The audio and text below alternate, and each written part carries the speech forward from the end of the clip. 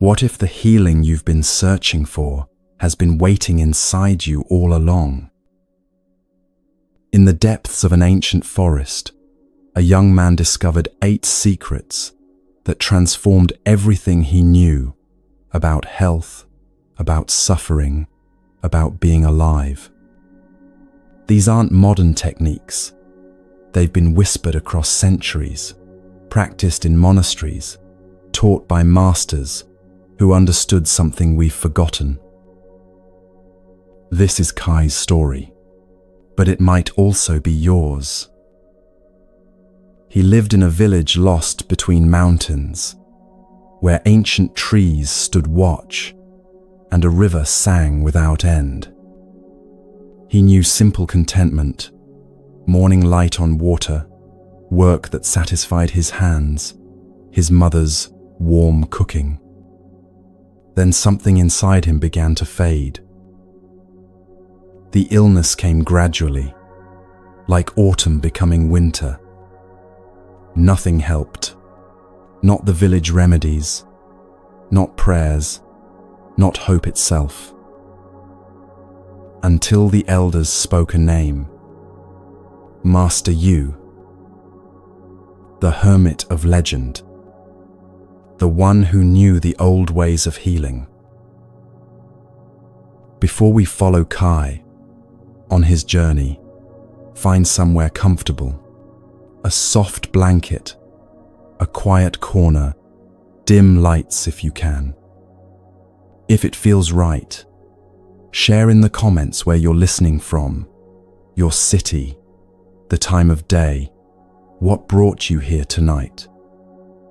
Someone in Tokyo is listening at dawn, someone in London during lunch, someone in Sao Paulo before sleep.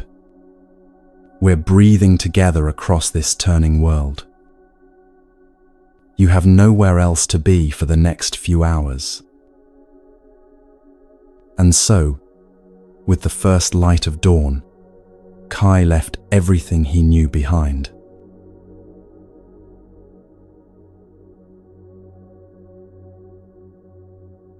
Kai walked for days through forests that grew older with each mile. His body weakened.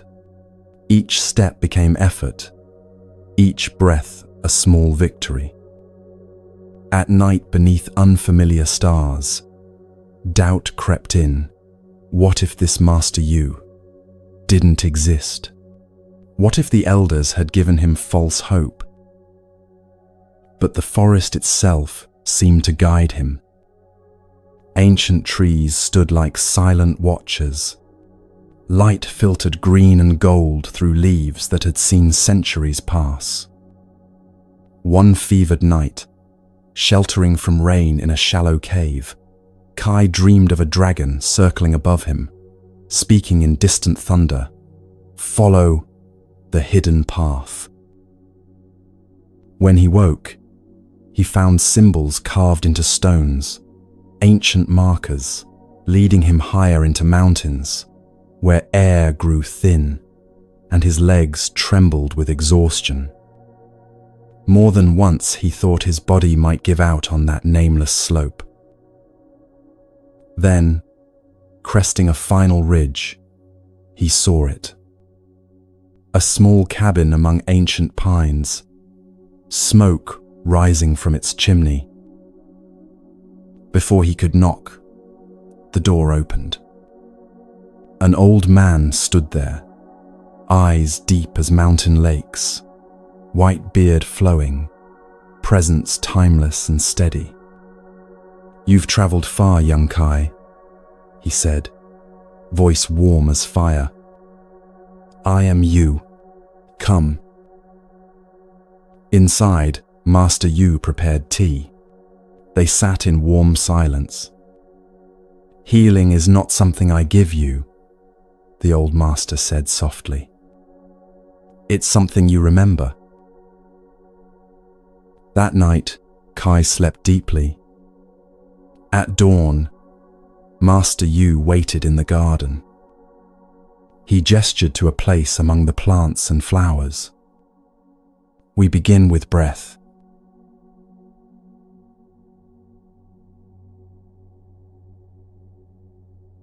Master Yu rose with the sun and led Kai through a wooden door at the back of the cabin. Beyond it lay a garden, unlike any Kai had seen, not orderly rows of vegetables, but a living tapestry of flowers, herbs, and fruit trees, growing in wild harmony. Morning dew clung to petals. Birds sang from hidden branches. The air smelled of jasmine and fresh earth. "Sit," Master Yu said, gesturing to a smooth stone beneath a flowering plum tree. He settled onto another stone across from Kai, his movements unhurried, deliberate, as if he had all the time in the world. "The first key," the old master began, "is the simplest." He paused, eyes twinkling. "And the hardest." Kai waited, uncertain what to expect. "Tell me, Kai, how many breaths have you taken today?" The question caught Kai off guard. He opened his mouth to answer, then closed it. How many breaths? He had no idea. Dozens? Hundreds? He'd never counted, never noticed, never thought to pay attention. "I don't know," he admitted quietly. Master Yu nodded as if this was exactly the answer he'd expected. "You've been breathing since the moment you were born, thousands upon thousands of breaths every single day, but you've never truly felt one." He leaned forward slightly.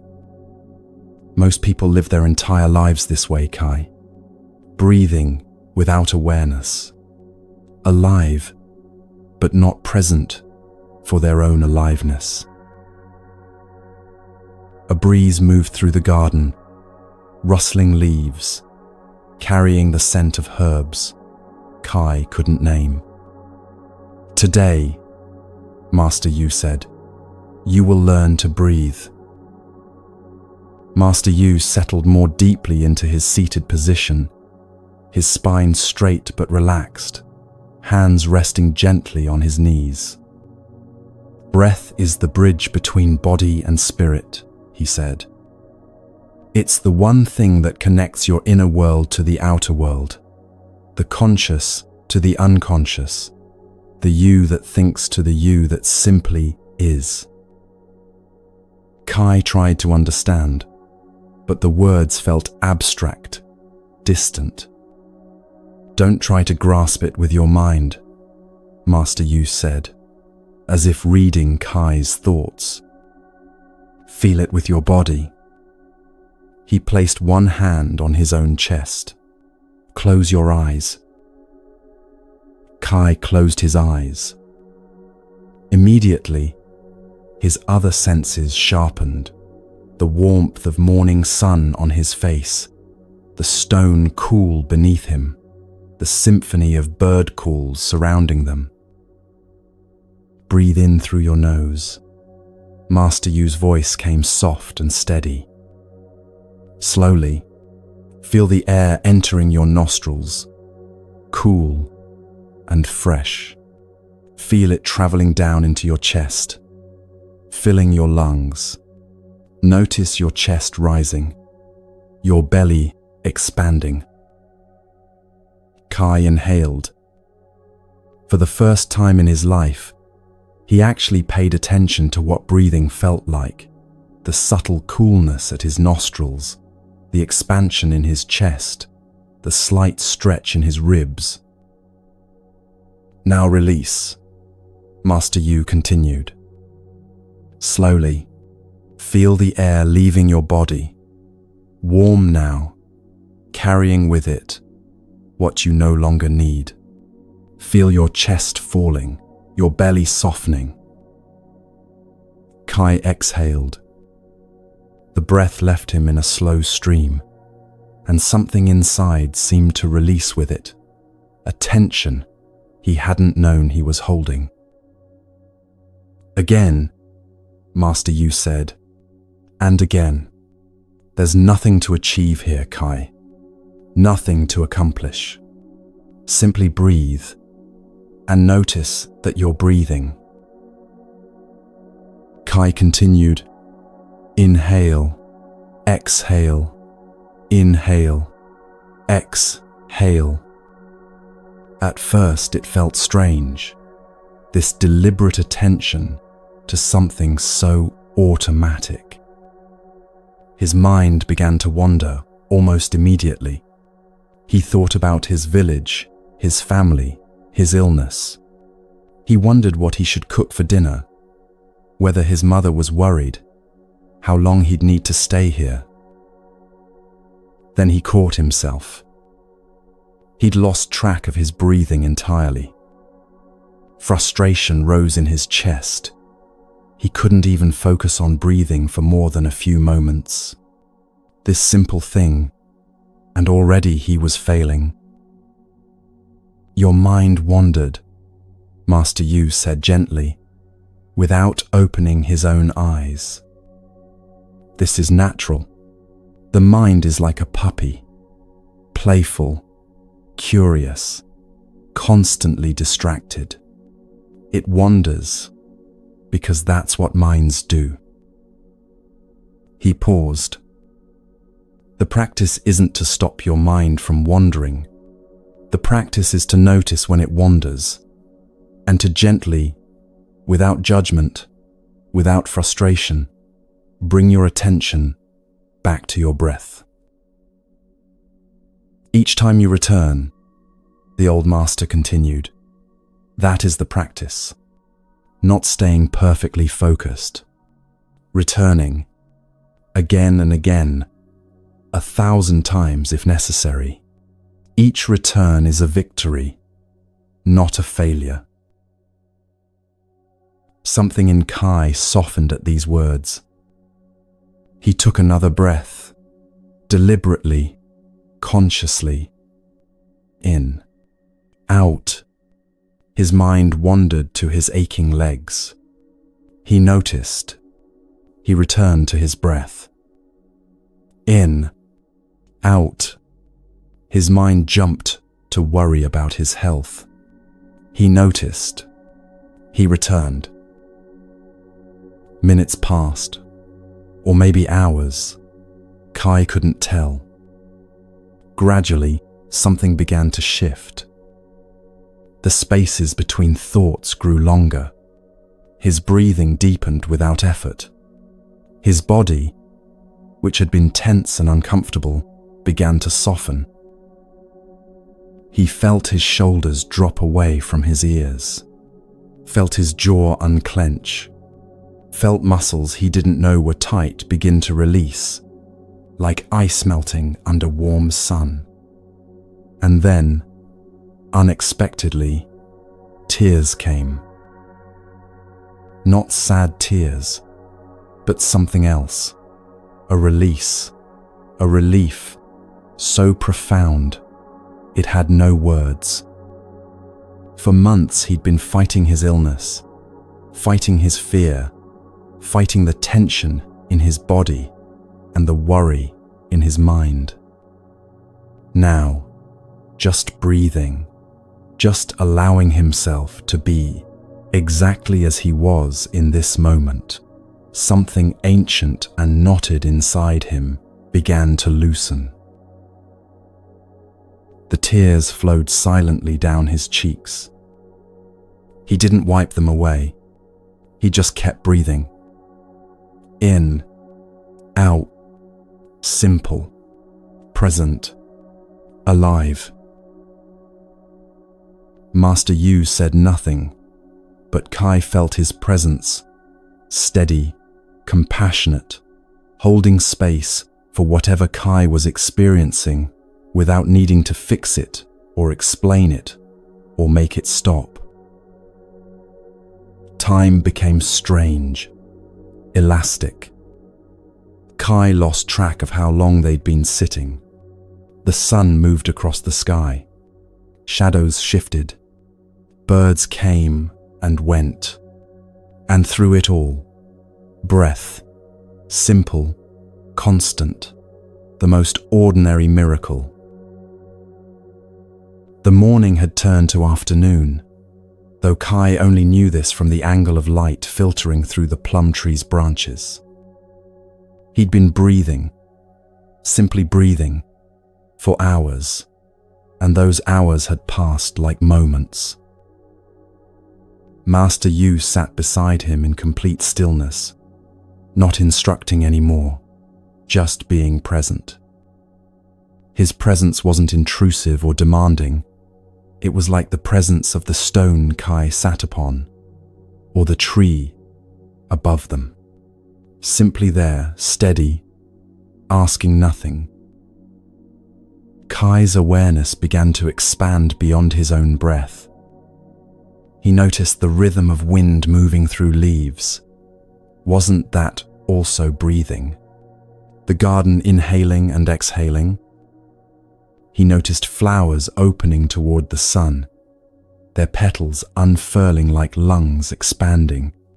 He noticed the earth beneath him, porous and alive, breathing through countless invisible spaces between soil particles. Everything was breathing. The realization didn't come as a thought, but as a direct experience, felt in his body before his mind could name it. He was breathing, yes, but he was also being breathed by the same force that moved through leaves and flowers and earth, through birds and clouds, and the vast turning world. The boundary between himself and the garden began to blur. Not in a frightening way, but in a way that felt like coming home, like remembering something he'd always known, but had forgotten. He wasn't separate from this. He'd never been separate from this. His illness, that darkness that had been stalking him for months, that heaviness in his chest and fog in his mind, it was still there. But it felt different now, lighter, not gone but somehow held differently, like a stone he'd been clenching in his fist that he could now hold loosely in an open palm. The illness wasn't him. It was something moving through him, like breath moving through lungs, like wind moving through trees, temporary, changing, not the whole truth of who he was. Master Yu finally spoke, his voice barely above a whisper, as if anything louder might shatter the delicate peace that had settled over them. Do you feel it, Kai? The aliveness in everything. Kai nodded slowly, unable to find words. This is what we forget, the old master said. We think we're separate from nature, from each other, from life itself. But breath reminds us, every inhale is the world entering you. Every exhale is you joining the world. You and the garden, breathing together. He let silence return for several more breaths before speaking again. Tomorrow we continue, he said. Tonight, rest in what you've discovered. Practice before you sleep. Practice when you wake. Just a few breaths, conscious and present. That's all. The healing isn't in doing something complex.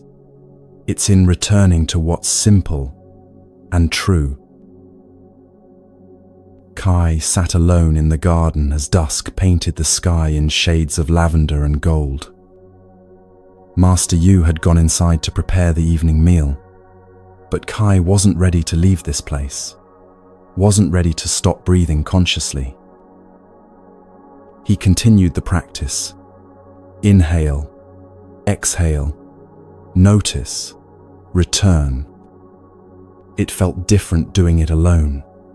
without Master Yu's presence, but not worse, just different. He was responsible now for his own attention, his own returning. Something fundamental had shifted in him today, though he couldn't quite name what. It wasn't that his illness had vanished. His body still felt weak, still carried the marks of months of sickness. But the fear had loosened its grip. The desperate, grasping quality of his suffering had softened into something he could meet with breath, with presence, with a kind of gentle curiosity rather than panic. When he finally went inside for dinner, the simple meal of rice and vegetables tasted more vivid than any feast he remembered. He ate slowly, breathing between bites, present for each flavor and texture. That night, lying on the thin mat Master Yu had prepared for him, Kai continued to breathe. Consciously, gratefully. Sleep came easily for the first time in months, and his dreams were filled not with anxiety or fear, but with breath, flowing like water, constant as tide, the rhythm that connected him to everything alive. When he woke before dawn, he was already breathing. Conscious, present, and somehow, mysteriously, the healing had already begun.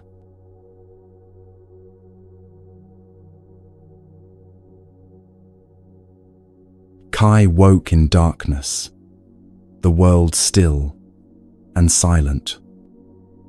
Something had pulled him from sleep, not a sound, but a feeling, a sense that the day was waiting.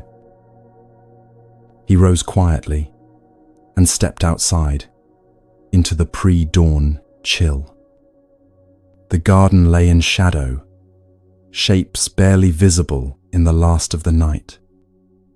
And there, beneath the plum tree, sat Master Yu, motionless as stone, his form outlined against the slowly lightening sky. Kai approached without speaking, without breaking the silence that felt sacred somehow.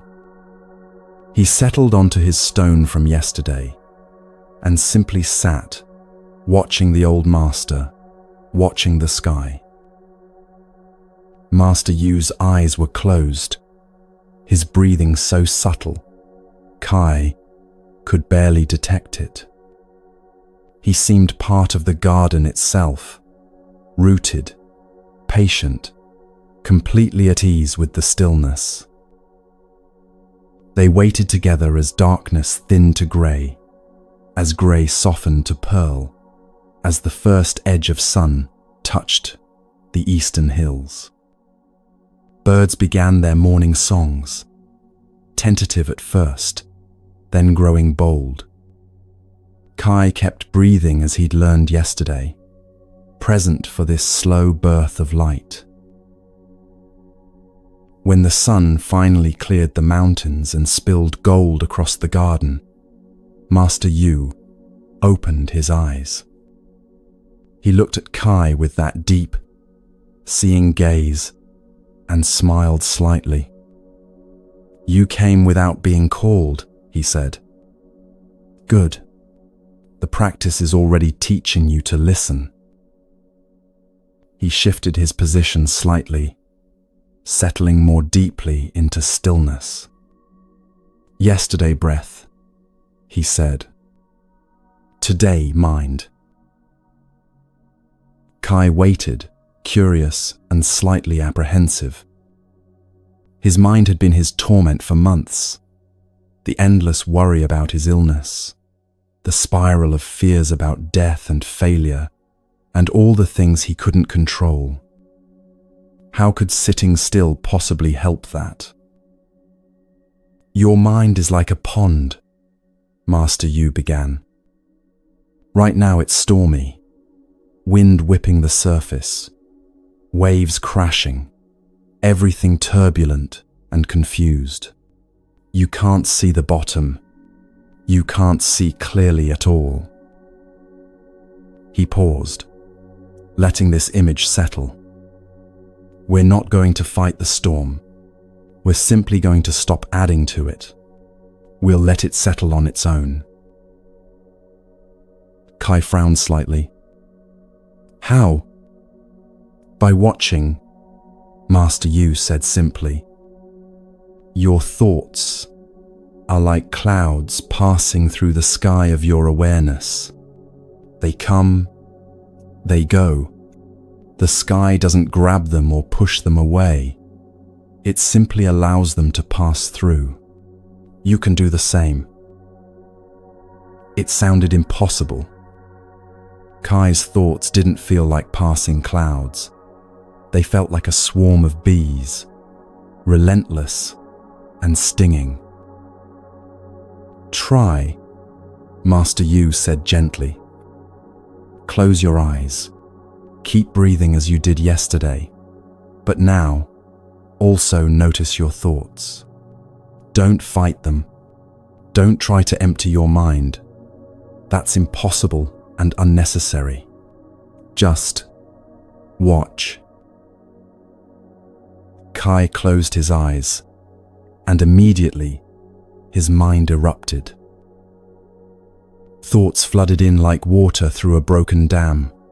Worry about his family, wondering if his mother had enough firewood, remembering he'd promised to help repair his neighbor's roof before he left, anxiety about his illness, fear that this meditation thing wouldn't work, concern that he was wasting time, hunger, an itch on his nose, wondering how long they'd sit here, memory of a girl from his village who used to smile at him, regret that he never spoke to her, worry again, always worry. He tried to push the thoughts away, and they multiplied.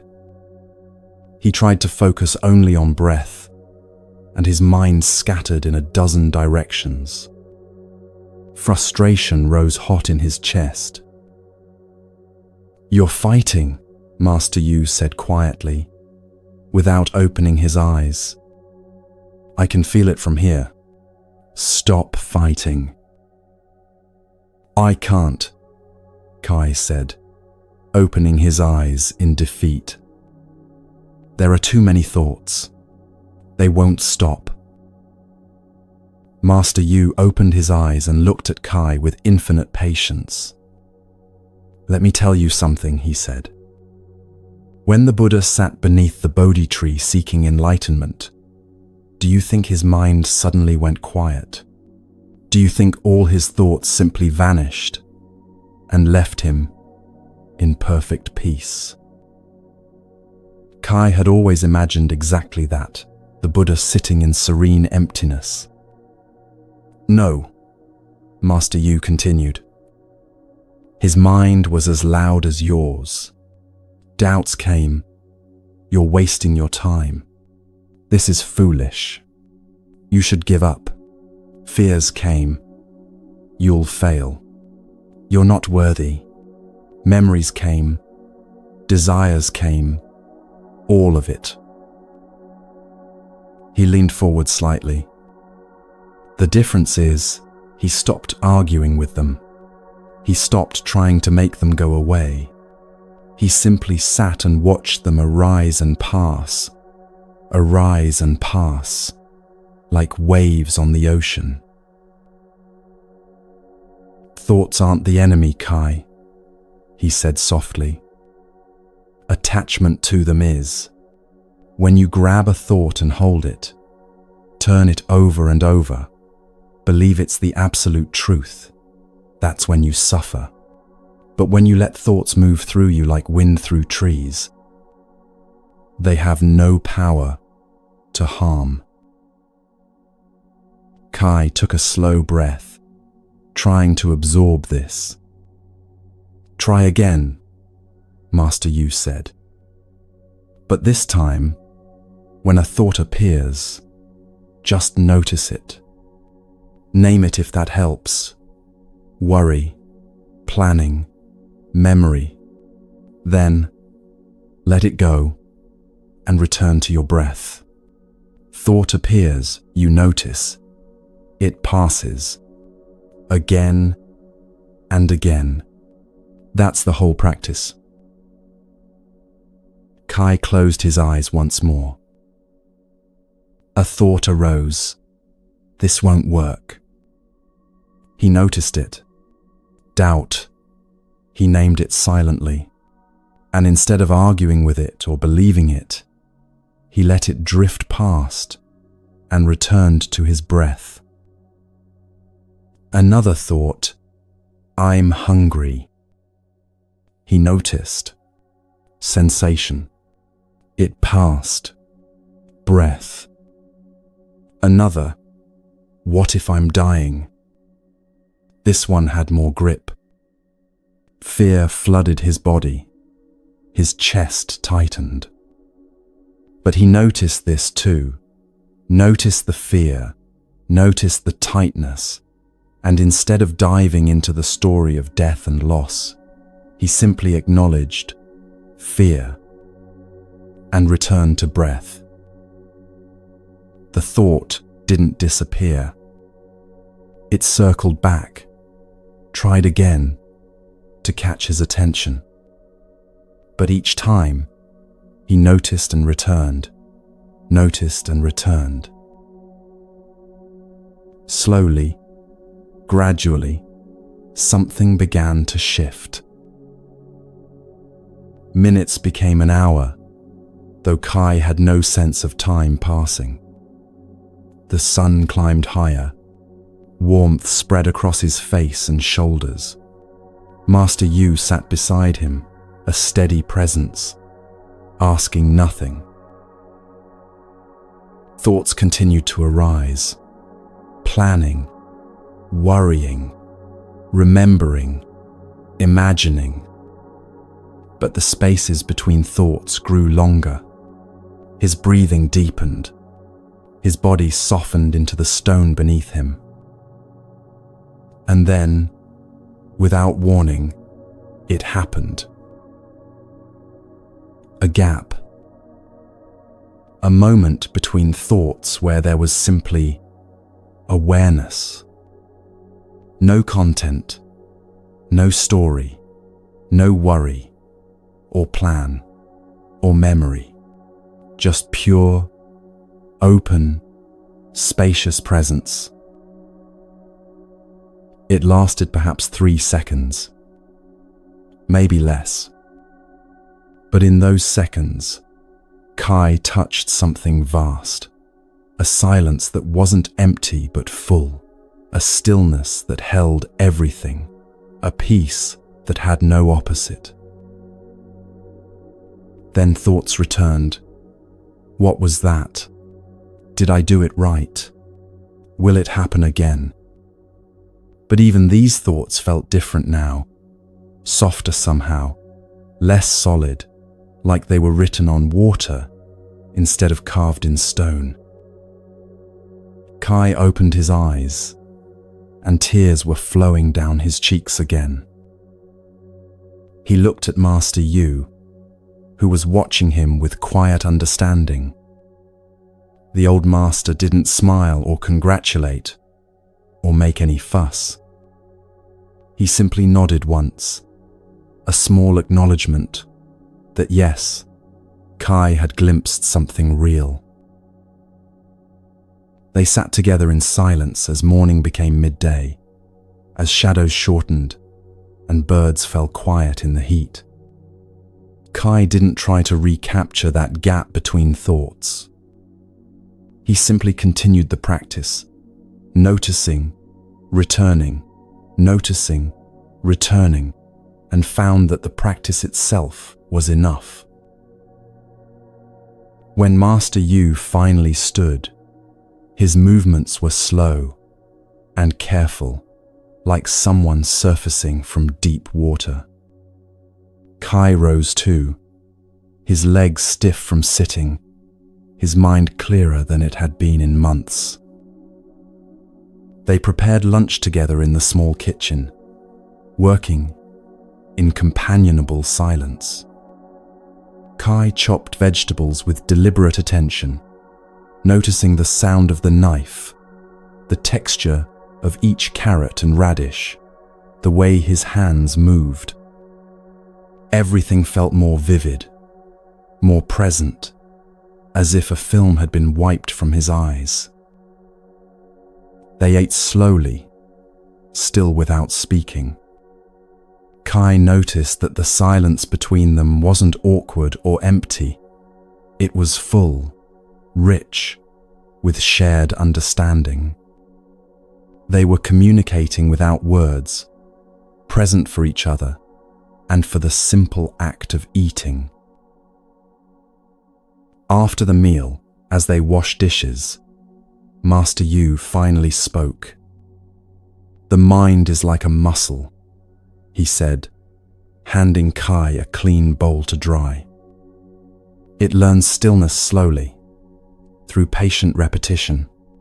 What you touch today, that gap, that peace, it's always there, beneath the noise.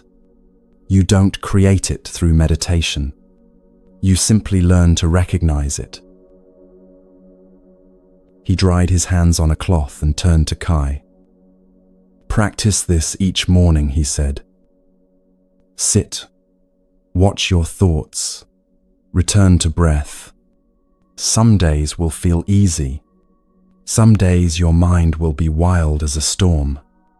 Both are fine. The practice is in showing up, not in achieving some perfect state."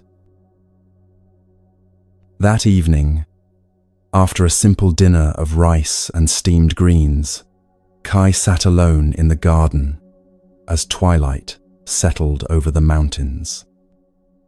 He closed his eyes and began again, breathing, noticing, returning.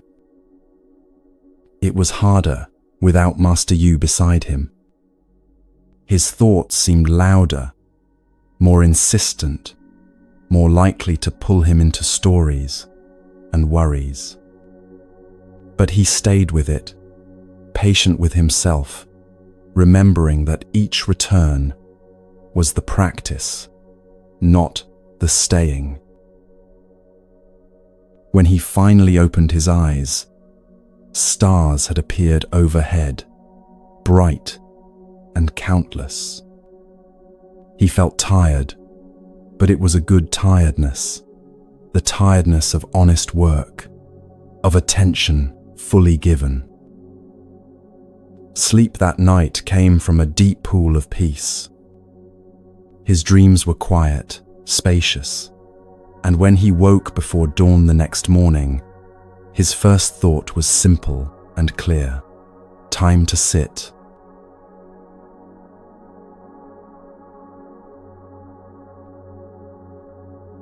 On the third morning, after sitting meditation, as the sun rose over the mountains, Kai's stomach growled loudly enough that Master Yu heard it from across the garden. The old master's face broke into a smile, the first truly playful expression Kai had seen from him. He laughed, a warm sound like water over stones. "Your body is speaking," he said. "We should listen." He stood and brushed dirt from his robe. "Come," he said, gesturing for Kai to follow. "Let me show you my other garden." They walked around the side of the cabin to an area Kai hadn't yet explored. There, tucked against the slope of the mountain and sheltered by tall pines, lay a sprawling vegetable garden, unlike any Kai had seen in his village. It wasn't planted in neat, orderly rows. Instead, everything grew together in what looked like beautiful chaos: tomatoes climbing beside beans, squash sprawling beneath fruit trees, herbs scattered throughout like green lace. Bees moved lazily from flower to flower, A small stream ran along one edge, providing water. Everything thrived in wild harmony, each plant supporting the others. "This is where your healing truly lives," Master Yu said, walking between the plants with obvious affection. He bent to examine a cucumber vine, his fingers gentle on the leaves. "Food is medicine, Kai, the most powerful medicine we have." He straightened and looked at Kai directly. "But most people eat poison mindlessly, not because the food itself is poison, but because they consume it without awareness, without gratitude, without presence. They eat while distracted, while worried, while rushing to the next thing, and so even good food cannot nourish them properly." Kai thought of his own eating habits back in the village, shoveling rice into his mouth while talking, barely tasting anything, eating because it was time to eat, rather than because his body called for nourishment. "Today," Master Yu said, "you'll learn to eat as if your life depends on it, because it does." Master Yu moved through the garden with the ease of long familiarity, pausing at different plants and inviting Kai to look closely at each one. "This is bok choy," he said, running his hand over the smooth green leaves. "It cools internal heat, supports healthy digestion. Your body has been running hot with illness. This will help." He moved to a patch of leafy greens Kai didn't recognize. Mizuna, peppery, alive. It clears the mind, brings chi upward, good for sluggishness, for depression. They walked to where carrots pushed their feathery tops above the soil. "Root vegetables ground you," Master Yu explained. "When your mind is scattered, when worry lifts you away from your body, roots bring you back to earth." He showed Kai ginger, explaining its warming properties, its ability to kindle digestive fire. He pointed out herbs, cilantro for cooling, basil for joy, mint for clarity. Each plant was a teacher. Each had gifts to offer. "We'll gather what calls to you," Master Yu said. "Listen to your body. It knows what it needs." They began to harvest, but Master Yu turned it into ceremony. Before picking anything, he paused, placed his hand on the plant, and spoke softly. "Thank you for your gift," he murmured to a tomato plant, heavy with red fruit. "You grew in sunshine and rain, and now you offer yourself to nourish us. We receive you with gratitude." At first, Kai felt awkward doing this. Talking to vegetables seemed strange. But Master Yu's sincerity was unmistakable, and gradually, Kai found himself meaning the words. "Thank you. I see you. I'm grateful." Something shifted in the act of harvesting this way. The vegetables stopped being mere objects and became life offering itself to life. Each tomato had grown from a tiny seed, had reached toward the sun, had drunk rain, and transformed it into this red sweetness. Each carrot had pushed down through dark soil, seeking nutrients, becoming nourishment itself. They carried their harvest to the kitchen in woven baskets, bok choy and carrots, tomatoes and ginger, fresh herbs that filled the air with their sharp green scent. Master Yu worked slowly, deliberately, transforming food preparation into a meditation of its own. He filled a wide bowl with cool water and placed the vegetables in it. "Watch," he said to Kai. "Feel the water on your hands, the texture of each leaf and root. Notice the colors. How many shades of green can you see? How does the red of a tomato differ from the orange of a carrot?" Kai washed the vegetables with attention he'd never brought to the task before. The bok choy leaves felt smooth and cool, slightly waxy. The carrots were rough with earth, and washing them revealed bright orange beneath the dirt. The water turned cloudy with soil, and Kai marveled at how soil and water and sun had conspired to create food. Chopping was the next meditation. Master Yu handed Kai a knife, well worn, perfectly balanced, and showed him how to cut with precision and care. "Listen to the sound," he said, as his own knife moved through a carrot with a clean, crisp snap. "Notice the smell that's released when you cut herbs. That's their essence, their medicine, being offered to the air." Kai chopped slowly, paying attention to each cut. The knife through bok choy made a softer sound than the knife through carrot. Slicing ginger released a sharp, warming fragrance that cleared his sinuses immediately. Cutting tomatoes, he watched their seeds and juice spill onto the cutting board, bright and alive.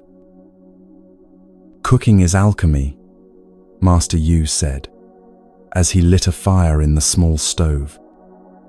"We take the elements, earth in the vegetables, water to cook them, fire to transform them, air to carry their steam, and we create nourishment. We're participating in the transformation of life itself." They cooked together, adding vegetables to heated oil, listening to the sizzle, watching colors change as heat worked its magic. Green deepened, orange brightened. Aromas filled the small kitchen, ginger's warmth, garlic's pungency, the earthy smell of cooking greens. Master Yu stirred the pot with deliberate slowness. "No rush," he said. "Food prepared in haste carries that energy. Food prepared with presence and care carries that energy too. You'll taste the difference." As they cooked, Master Yu spoke quietly, almost as if thinking aloud. "The Buddha taught that when you eat the whole universe," he said. "Think about this carrot. It held sunshine, the energy of the sun transformed into vegetable form. It held rain, which came from oceans, which evaporated into clouds, which fell as water. It held soil, which was made from rocks broken down over millions of years, from leaves that fell and decomposed, from countless lives lived and returned to earth. It held the care of the gardener, me, in this case, who planted and watered and tended." He paused, stirring. "When you eat this carrot, you receive all of that. Sun, rain, earth, time, care. The whole universe in one bite." Kai looked at the food cooking in the pot with new eyes. It wasn't just vegetables anymore. It was a story, a history, a gift from the living world. When the food was ready, Master Yu ladled it into 2 simple ceramic bowls. Steam rose, carrying with it all the fragrances of their cooking. They carried the bowls outside to a small wooden table beneath the eaves of the cabin, where they could look out over the garden and the mountains beyond. They sat facing each other, bowls before them, and Master Yu did something that surprised Kai. He simply sat, hands resting gently on either side of his bowl, eyes closed, not moving to eat. Kai waited, uncertain. After a long moment, Master Yu spoke, his voice soft and reverent. "We pause to acknowledge what we're about to receive," he said. "Not praying to a god or deity, but simply expressing gratitude to life itself, to soil and sun and rain, to the plants that gave themselves, to the hands that prepared this meal, to our bodies that will receive and transform this nourishment." He opened his eyes and looked at Kai. "Gratitude isn't just politeness," he said. "It's a way of truly seeing, of recognizing the web of connections that makes each meal possible. When you eat with gratitude, your body receives the food differently, more fully, more openly." They sat for another breath in silence, and Kai felt something he'd never felt before a meal, a sense of ceremony, of significance, of receiving something precious rather than simply consuming fuel. Then Master Yu lifted his chopsticks and took the first bite. Kai did the same, bringing a piece of bok choy to his mouth. And for perhaps the first time in his life, he actually tasted his food. Not just flavor, but everything, the slight bitterness of the green, the sweetness beneath it, the tender texture against his tongue, the warmth spreading through his mouth.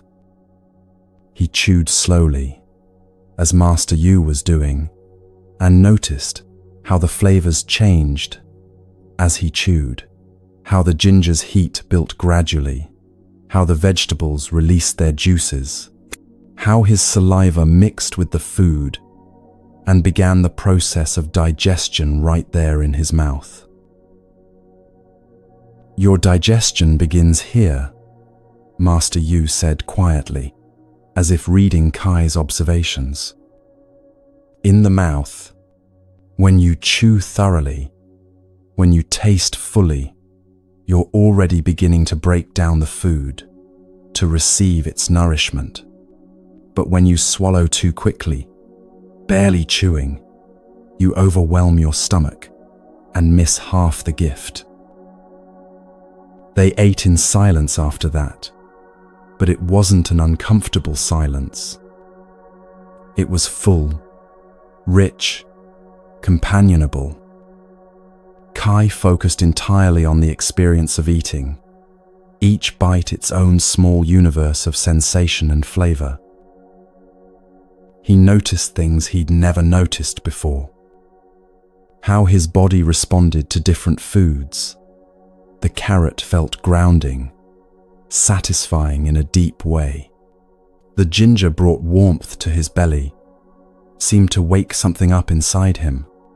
The greens felt clean, clearing, like they were washing through his system with gentle efficiency.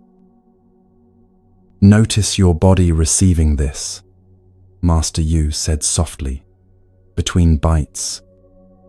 "Feel how it responds. Your body has wisdom. It knows what it needs.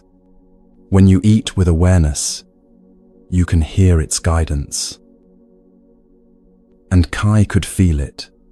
Some foods his body seemed to reach toward eagerly, while others it accepted more neutrally. Not because some foods were better than others, but because his body's needs were specific, changing, individual. The meal lasted perhaps 20 minutes, though Kai couldn't be sure. Time felt different when eating this way, expanded, present, unhurried.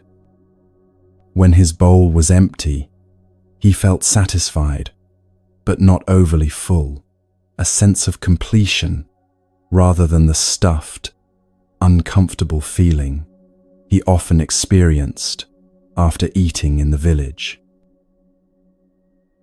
They sat together after finishing, not rushing to clear the bowls or move to the next task. Just sitting, digesting, present for the aftermath of nourishment. "There's a difference," Master Yu finally said, "between fullness and satisfaction. Fullness is physical, your stomach stretched, uncomfortable. Satisfaction is something else, your body truly nourished, your needs met. When you eat mindfully, you learn to recognize satisfaction before you reach uncomfortable fullness." After a while, they stood and walked slowly through the garden, moving to aid digestion. The afternoon sun warmed Kai's shoulders, and he noticed how different his body felt now, compared to an hour ago, energized but calm, nourished in a way that went beyond just having food in his stomach. "That rice we ate," Master Yu said as they walked, "came from a farmer in the valley. Someone I'll never meet planted those seeds, tended those paddies, harvested that grain. The water that grew it came from rain that came from the ocean, that came from evaporated lakes and rivers across the world. The minerals in the soil came from rocks broken down over eons. Everything is connected." He paused by the tomato plants, touching a ripe fruit gently. "When you eat with this awareness, each meal becomes a reminder that you're not separate from the world. You're woven into it, fed by it, part of its great cycling and recycling of energy and matter." Kai felt this truth settle into him not as an intellectual concept, but as lived experience. His body was literally made from food, from sunshine transformed by plants, from water cycling through the atmosphere, from soil that had once been mountains. He was earth eating earth, water drinking water, the universe tasting itself. Over the days that followed, each meal became a practice. Kai learned to cook, to prepare food with the same meditative attention he brought to breathing and sitting. He learned to listen to his body's subtle signals, what it needed each day, which foods called to him, when he'd had enough. His body began to change visibly. Color returned to his skin, which had been pale and grey for months. His eyes brightened, regaining the clarity that illness had dimmed.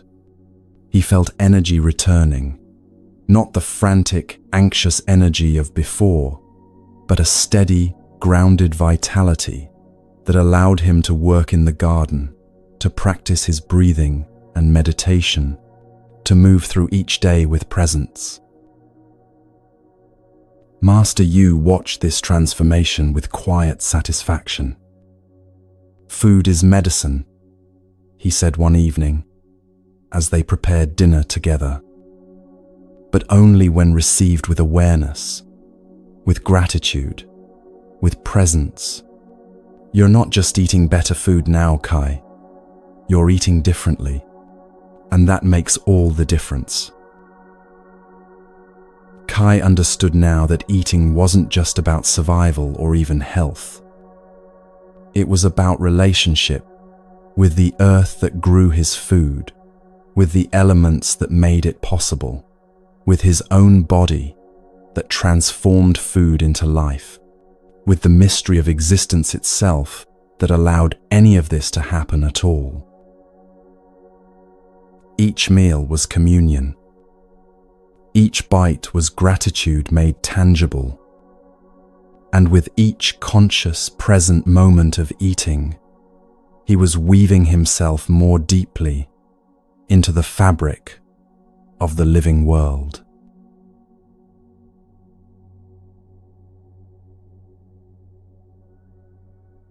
On the 7th morning, after their meditation and breakfast, Master Yu stood and said simply, "Today, we walk."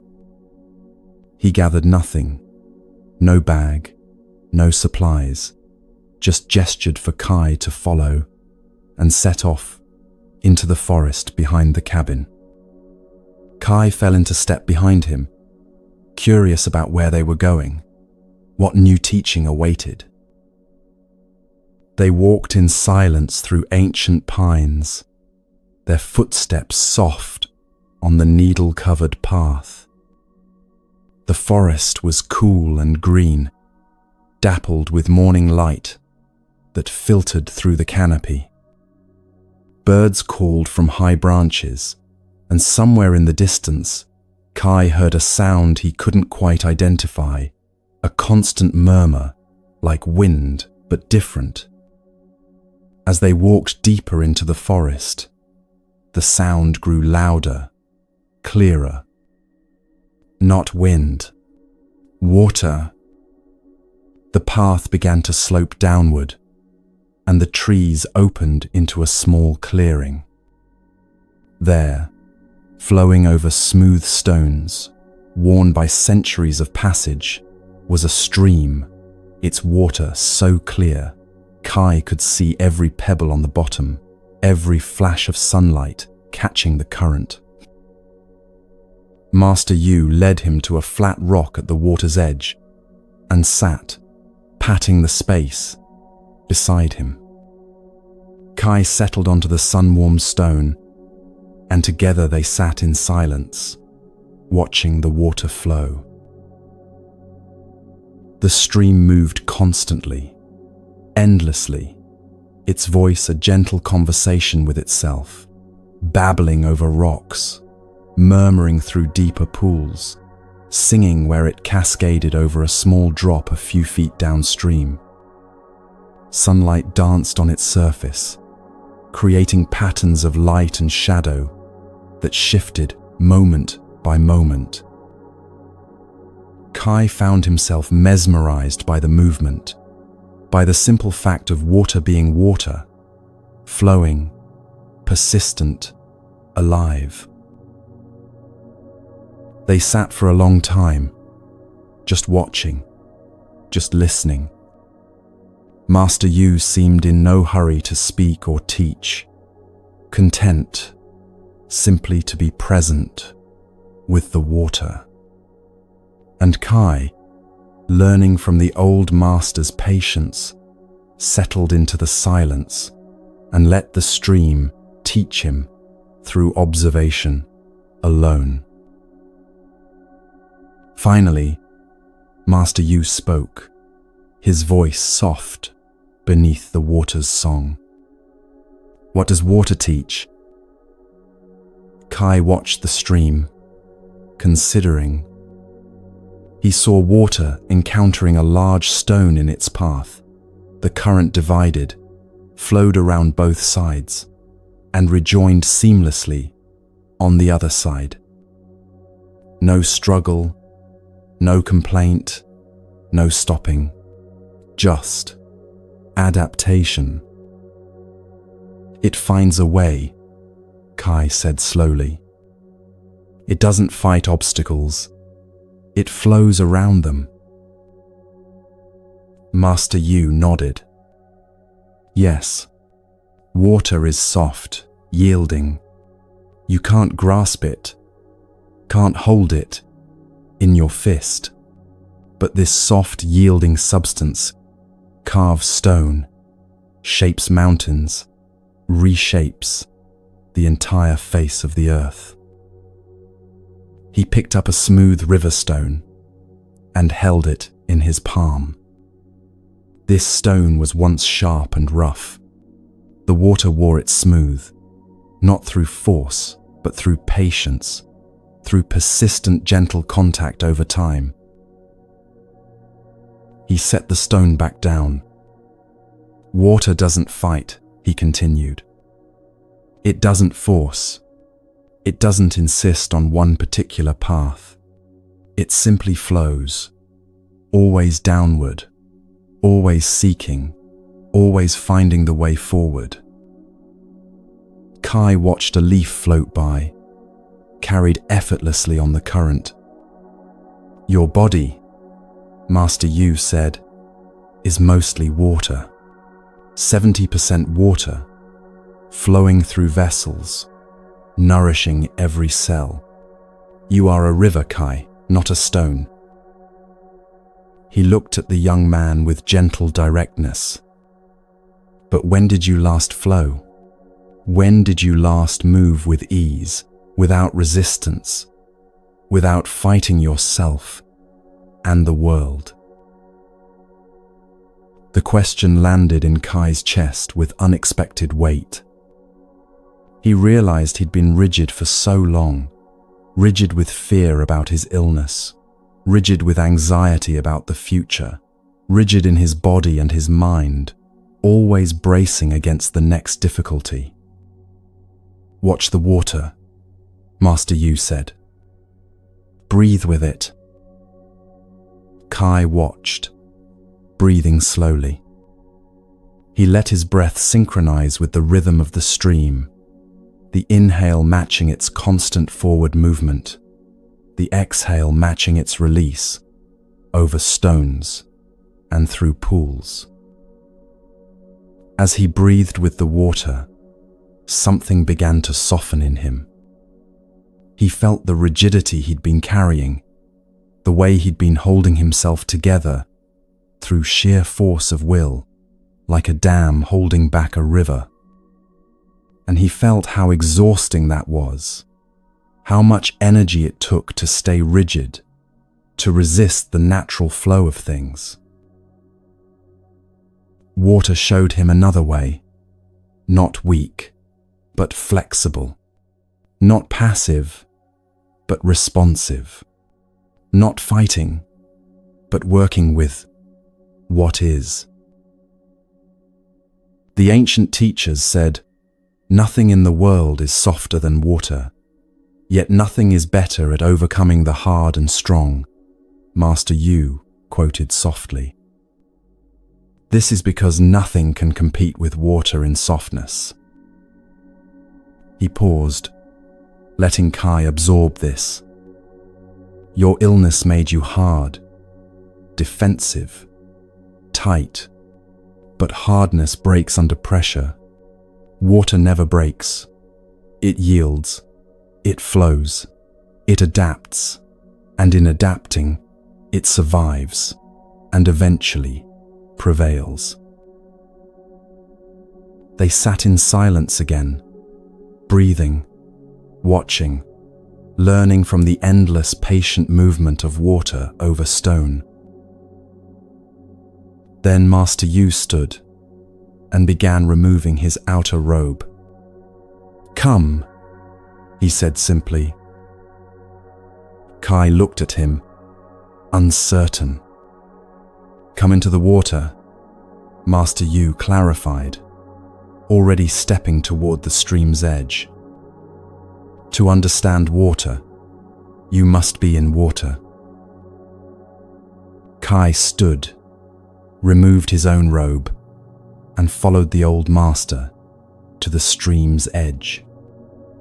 Master Yu stepped in without hesitation, and Kai did the same. The cold hit him like a shock. Mountain water, barely warmed by the sun, flowing directly from snowmelt higher up. His breath caught. His muscles tensed involuntarily. Every cell suddenly awake and alert. But Master Yu was already moving deeper, the water rising to his knees, then his thighs. Kai followed, gasping slightly as the cold climbed his body, but also feeling something else, an aliveness, a tingling vitality that spread through him with the cold. Master Yu began to move through the water, his movements slow and graceful. He didn't walk normally. He flowed, letting the current inform his movement, working with it rather than against it. His arms moved in sweeping arcs, his body swayed gently, and he looked like he was dancing with the stream itself. "Don't fight it," he called to Kai over the sound of flowing water. "Feel the current. Let it guide you. Move with it, not against it." Kai tried to imitate the old master's movements. At first, he felt clumsy, self-conscious. He tried to stand firm against the current, and it pushed at him insistently. He tried to move quickly, and the water resisted, made every movement effortful. "Stop trying," Master Yu said, moving near him. "Let the water move you." Kai took a breath and softened his stance. He let his knees bend, let his body sway slightly in the current. And immediately the water shifted from adversary to ally, holding him, supporting him, showing him where to move. He lifted one foot and let the current help direct where it landed. He moved an arm and the water shaped the movement, made it rounder, more flowing. Slowly, he began to understand. The water wasn't trying to knock him down or resist him. It was teaching him to move differently, to let go of force and control, and find a different kind of strength in yielding. As he moved, something began to happen in his body. All the tension he'd been carrying in his shoulders, his neck, his jaw, his belly, began to release. The cold water seemed to wash it away, dissolve it, carry it downstream and away from him. He moved his arms through the water in slow circles, feeling resistance, but also support. He bent and swayed, letting the current show him how to be flexible, how to yield without collapsing, how to be soft without being weak. And then, unexpectedly, joy bubbled up in him. He started to laugh, not at anything in particular, just from the pure pleasure of being in cold water on a warm day, of moving freely, of feeling alive in his body in a way he hadn't felt in so long. Master Yu laughed too, a sound of delight, and splashed water toward Kai playfully. Kai splashed back, and for a few moments they played like children, sending arcs of water toward each other, the spray catching sunlight and creating tiny rainbows. This too was teaching, Kai realized, learning to be playful, to take joy in simple things, to not be so serious and heavy all the time. The water held no judgment about his clumsiness, or his laughter, or anything else. It simply flowed, accepted him, moved with him, taught him through direct experience what words could never convey. They stayed in the water until Kai's fingers pruned and his lips turned faintly blue, until he was thoroughly cold and thoroughly alive. Emerging from the stream onto the sun-warmed rocks felt like being born. Water streamed off his body, and his skin tingled everywhere, every nerve, awake and singing. Energy flowed through him, not frantic energy, but vital, clean, clear energy, like the stream itself. They didn't towel off or hurry back to the cabin. They simply walked slowly through the forest in their wet clothes, letting the sun and air dry them gradually. Kai felt lighter than he had in months, as if the water had washed away not just physical dirt, but something heavier, some burden he'd been carrying without knowing it. By the time they reached the cabin, their clothes were nearly dry, and Kai felt clean in a way that went deeper than skin. He felt fluid, flexible, renewed, as if he'd left an old, rigid version of himself in the stream and emerged as someone softer, more yielding, more alive. That evening, as they prepared dinner, Master Yu poured Kai a cup of cool water from the clay pitcher they kept in the cabin. Kai took it, but instead of drinking it quickly and thoughtlessly as he would have done before, he paused. He held the cup in both hands, looked at the clear water, and felt gratitude for this simple, essential element. He drank slowly, tasting the water, its coolness, its subtle mineral flavor, the way it felt flowing down his throat and spreading through his body.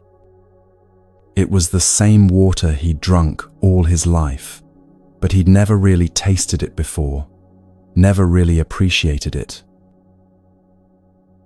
"Water purifies," Master Yu said quietly, watching Kai drink with such presence. "Water heals. Water teaches." He poured himself a cup and raised it slightly, as if in a toast. "Remember this, Kai. You are water. When life gets hard, remember to flow. When obstacles appear, remember to yield and adapt.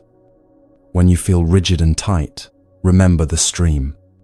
This is not weakness. This is the way water shapes the world."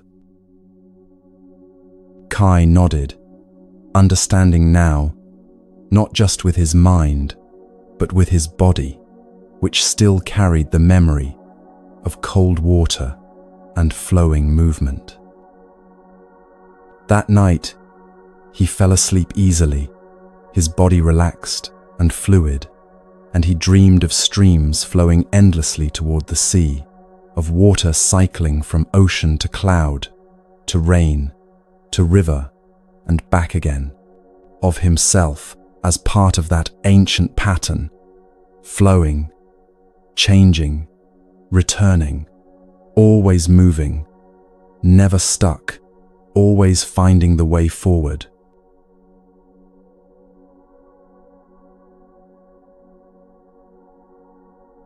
Kai woke in darkness to sounds he couldn't identify. Not birds, too early for that. Not wind. The air was still. Something else, rhythmic and deliberate, coming from outside the cabin.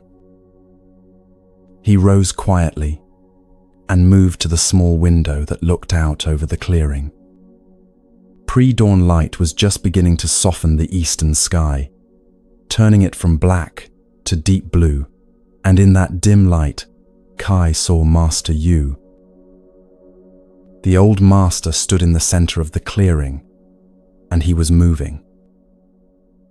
Not walking, not exercising in any way, Kai recognized something else entirely. His body flowed through forms that seemed to be part dance, part martial art, part prayer. One arm swept upward in a wide arc while the other descended. His weight shifted from foot to foot with liquid grace. He turned slowly, his movements so smooth they seemed to have no beginning or end, just continuous flowing from one position to the next. His body moved like water, like wind through trees, like clouds drifting across sky. There was no strain in his face, no effort visible in his limbs, just ease, just presence, just movement for its own sake. Kai stood transfixed at the window, watching. In the growing light, Master Yu's white hair and beard seemed to glow, and his movements created shapes in the air that felt ancient, sacred, as if he was writing something in a language older than words. The old master's hands described circles and spirals. His spine curved and straightened like a willow in gentle breeze. One leg lifted slowly, hung suspended for a moment in perfect balance, then settled back to earth as the other began to rise. Everything coordinated with his breathing. Kai could see his chest expanding and contracting, could almost feel the rhythm of it, even from a distance. This wasn't exercise. This was something else. Meditation in motion, the body itself becoming prayer, movement as a way of being fully present in the world. Kai watched until the sun cleared the mountains and filled the clearing with golden light, and still Master Yu moved, tireless and serene, completely absorbed in the practice. Master Yu completed a final sequence, arms gathering inward to his center, then pressing down gently toward the earth, and stood in stillness. His eyes, which had been softly focused on nothing in particular, shifted and found Kai watching from the window. The old master smiled and beckoned. Kai didn't hesitate. He stepped outside into the cool morning air, barefoot, still in the simple clothes he'd slept in. Master Yu waited in the clearing, patient as always, not hurried or impatient, despite having been moving for what must have been nearly an hour. "Your body wants to move," Master Yu said, as Kai approached. "Let it." Kai looked uncertain. "I don't know how to do what you were doing," he admitted. "You don't need to know," Master Yu replied. "Your body already knows. It's carried you your whole life, walking, running, climbing, working. Movement is natural to it. We've just forgotten how to move with awareness, with presence, with joy." He gestured for Kai to stand beside him, facing the rising sun. "We'll start simply," he said. "Just breathing and moving together. Let your breath guide your body." Master Yu raised both arms slowly in front of him, palms up as he inhaled. The movement was unhurried, deliberate, as if he was lifting something precious. When his arms reached shoulder height, he paused for a moment, then lowered them as he exhaled, palms turning down, pressing gently toward the earth. "Try," he said simply. Kai imitated the movement, raising his arms as he breathed in. Immediately he felt awkward, self-conscious. His arms felt stiff, jerky. He wasn't sure how high to raise them or how fast to move. His breath and movement fell out of sync almost immediately. "Don't think so much," Master Yu said gently. "The body remembers things the mind has forgotten. Trust it." He demonstrated again, and this time Kai watched more carefully, not trying to memorize the exact angle of the arms or the precise timing, but trying to feel the quality of the movement, the spirit of it. They moved together, arms rising on the inhale, lowering on the exhale. Again and again, finding a rhythm. Gradually, Kai's movements became a little smoother, a little less forced. He stopped trying to do it right and simply allowed his arms to float up and down with his breath. "Each movement has meaning," Master Yu said as they continued. Rising arms, opening to receive what the world offers. Lowering arms, releasing what you no longer need, returning it to the earth. He shifted to a new movement, his arms sweeping out to the sides and gathering back to his center. Opening, expanding your awareness, embracing all things, closing, drawing inward, finding your center, gathering your energy. Kai followed, and with each movement, he began to feel something awakening in his body. Muscles he'd barely used during his illness began to remember their purpose. His shoulders, which had been hunched and tight for months, began to open. His spine, which had curved forward in protective collapse, began to lengthen and straighten. Master Yu taught him to shift his weight from leg to leg, to feel his connection with the ground beneath him. He showed him how to turn his waist, how to let that turning move through his whole body like a wave. He demonstrated reaching and pulling, expanding and contracting, rising and sinking, all coordinated with breath, all done with awareness and presence. The Buddha walked, Master Yu said between movements.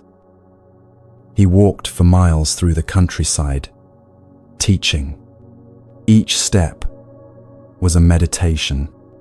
He knew that the body is not separate from the mind. When the body moves with awareness, the mind settles. When the body is healthy and vital, the spirit can flourish. He paused in a standing position, arms at his sides. Your body is meant to move, Kai, not to sit and decay, not to be ignored or pushed beyond its limits, but to move freely, joyfully, with purpose and presence. They practiced until the sun was well above the mountains, and Kai's body was warm despite the cool morning air. His muscles trembled slightly, not from exhaustion, but from being asked to work in new ways, to hold positions they weren't accustomed to holding. But there was no pain, only a pleasant sensation of effort, of life, moving through him. When Master Yu finally stopped and stood in stillness, Kai did the same. His heart beat steadily, his breath flowed deep and easy, and his body hummed with a vitality he hadn't felt in so long. He'd almost forgotten what it was like to feel truly alive in his physical form. The days that followed fell into a new rhythm. Each morning, before the sun rose, Kai joined Master Yu in the clearing.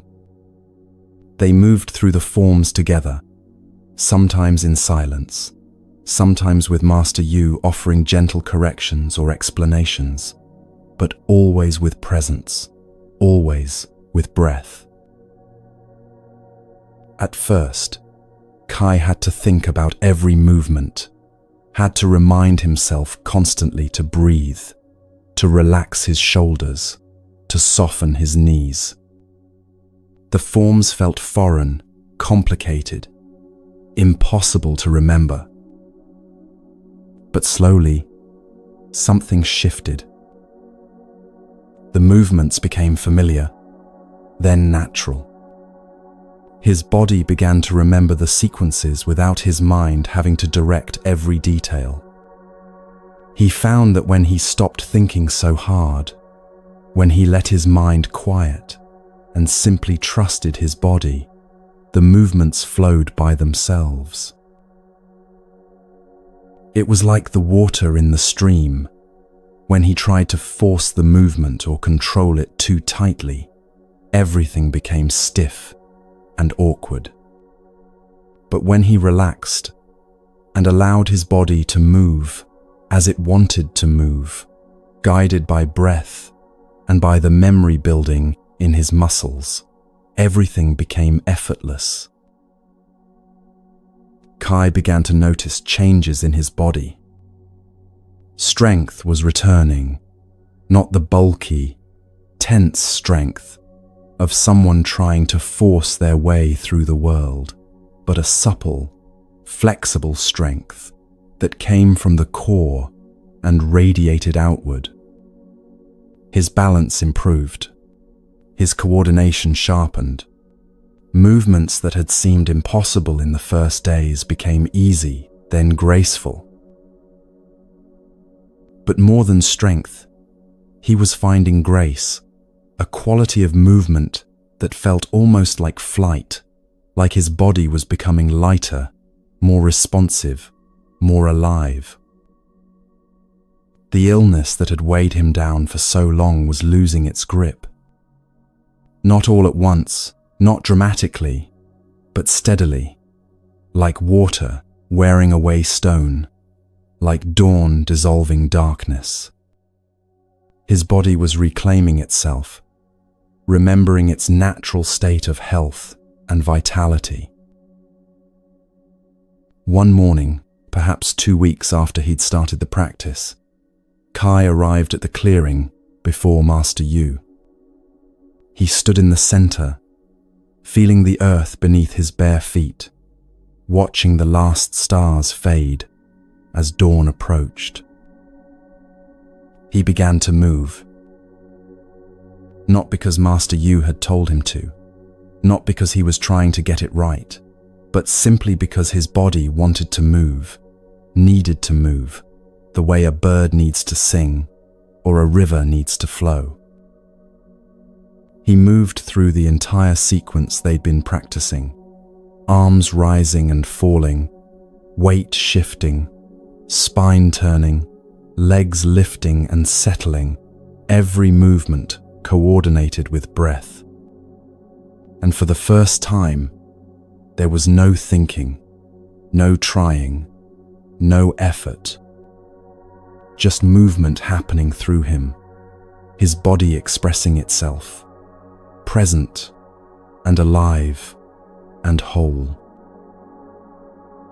He finished the sequence and stood in stillness, breathing, his heart full.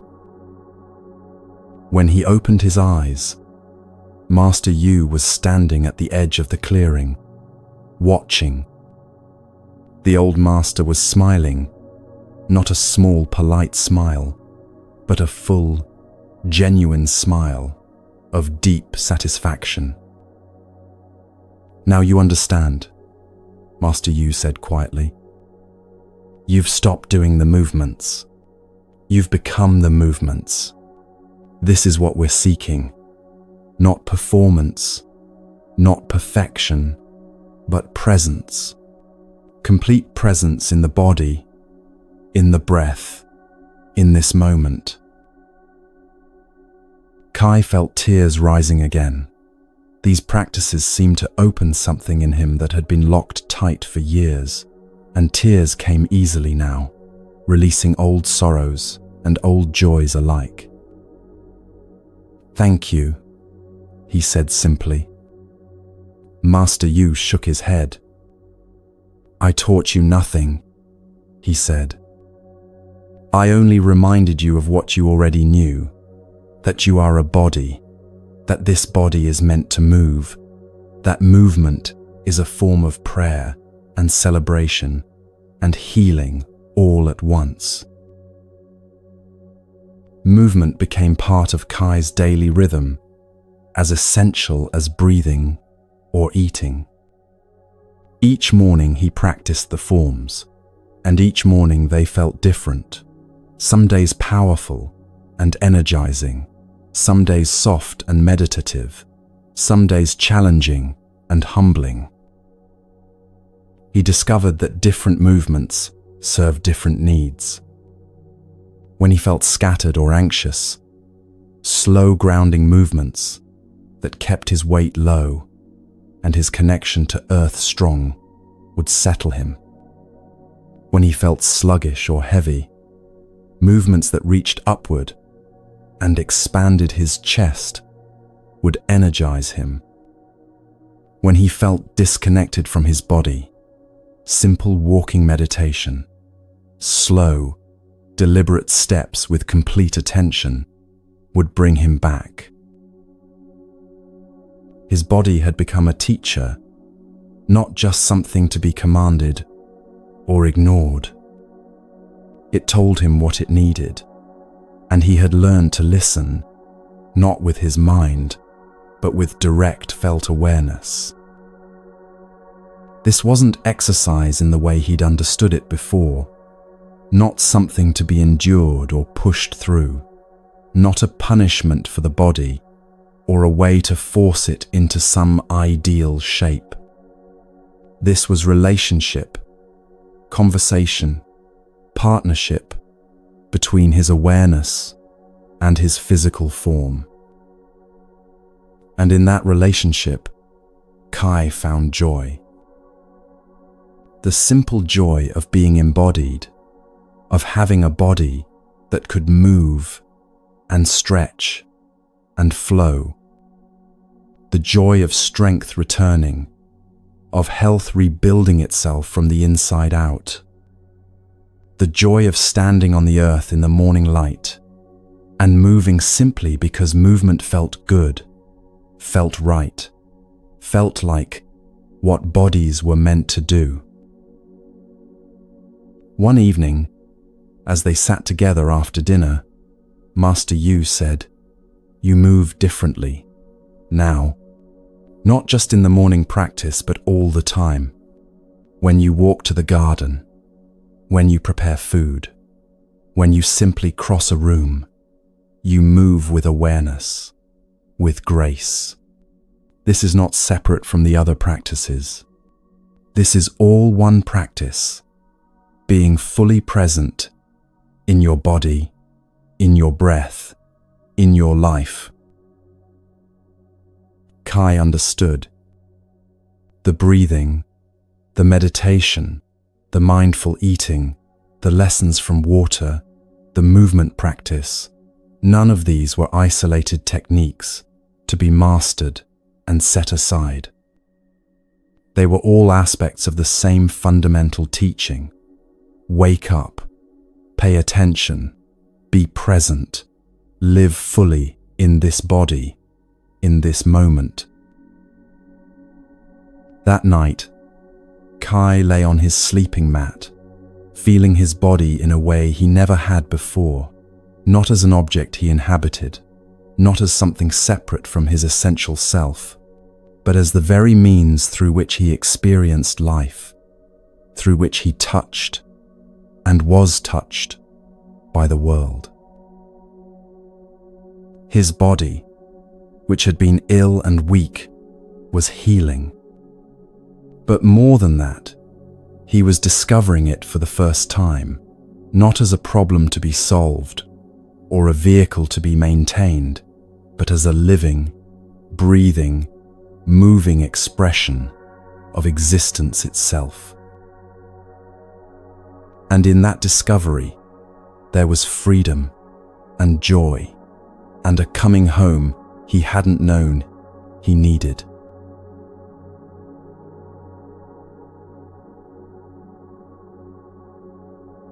After 3 weeks at Master Yu's cabin, Kai had settled into a rhythm of practice, breathing at dawn, meditation, mindful eating, movement in the clearing. His body had grown stronger, his mind clearer, but there was still a subtle, lingering weakness, a shadow of the illness that had brought him here. One morning, after their movement practice, Master Yu turned to him with a thoughtful expression. "There's another garden I haven't shown you," he said. Kai looked surprised. He thought he'd explored every corner of Master Yu's mountain home, the vegetable garden, the clearing, the path to the stream. What had he missed? Master Yu led him around the far side of the cabin, where a narrow path Kai had assumed was just a deer trail, wound between moss-covered boulders and ancient pines. They walked single file, pushing aside low branches, stepping over roots, climbing slightly upward along the mountain slope. Then the path opened, and Kai stopped, breath catching. Before him lay a garden, unlike anything he'd ever seen, a hidden paradise tucked into a natural amphitheater of rock and trees. But this wasn't a vegetable garden or a flower garden in any conventional sense. This was wilder, more mysterious, almost overwhelming in its diversity and intensity. Plants of every description grew in carefully tended profusion. Tall stalks with purple flowers, low-growing herbs with silver leaves, vines climbing up supports, roots visible where the soil had been deliberately exposed. Some plants Kai recognized from the forest, but most were completely unfamiliar, brought here from distant places, cultivated with obvious care and knowledge. The air was thick with scent, pungent and sharp in some areas, sweet and floral in others, earthy and mysterious everywhere. Bees moved among the flowers in drowsy contentment. A small spring bubbled up from between rocks, providing water that trickled through careful channels to different sections of the garden. "This is my pharmacy," Master Yu said quietly, his voice carrying reverence. "The Earth's pharmacy. Every plant here is medicine." He stepped forward into the garden, and Kai followed, overwhelmed by the sheer abundance of life, the complexity of growing things, all serving purpose, beyond beauty alone. Master Yu knelt beside a plant with delicate white flowers and deeply cut leaves, his movements slow and respectful, as if approaching an old friend. "This is valerian," he said, touching the leaves gently. "She calms anxious minds, brings deep sleep to those whose thoughts won't quiet at night." He looked up at Kai. "Before you came here, did you sleep well?" Kai shook his head. "For months before finding Master Yu, Sleep had been elusive, interrupted, haunted by worry. Valerian would have helped, Master Yu said. Her roots, dried and brewed as tea, bring the nervous system into balance. He stood and moved to another plant, this one with distinctive purple cone-shaped flowers. Here, Echinacea. She strengthens your body's defenses, helps you fight illness before it takes root. If everyone in your village drank Echinacea tea through the winter, fewer would fall sick. He led Kai deeper into the garden, stopping at plant after plant, introducing each with the kind of intimate knowledge that could only come from years of careful observation and relationship. Ginger root, he said, brushing soil away from a knobby rhizome. Fire for digestion, warmth for those who run cold, clarity when the mind feels foggy. See how it grows underground, storing its power in the dark. That concentrated energy becomes yours when you consume it. Kai knelt beside him, touching the ginger root, feeling its firm texture, bringing his fingers to his nose to smell the sharp, awakening scent that clung to them. Chamomile for gentle calming, Master Yu continued, moving through the garden like a curator in a living library. Mint for mental clarity and digestive ease, lavender for peace and sleep, elderberry for immune strength, nettle for vitality and blood building. Each plant had a story, where it preferred to grow, what conditions it needed, what gifts it offered in return for proper care. Master Yu knew them all intimately, spoke of them with affection and respect, touched them with gentleness. "Come," he said, gesturing for Kai to smell a particular herb. "Use all your senses. Smell, touch, even taste when I tell you it's safe. The plants communicate through these senses if we pay attention." Kai leaned close to a silvery-leaved plant and inhaled deeply. The scent was complex, slightly bitter, slightly sweet, immediately clearing his sinuses and sharpening his awareness.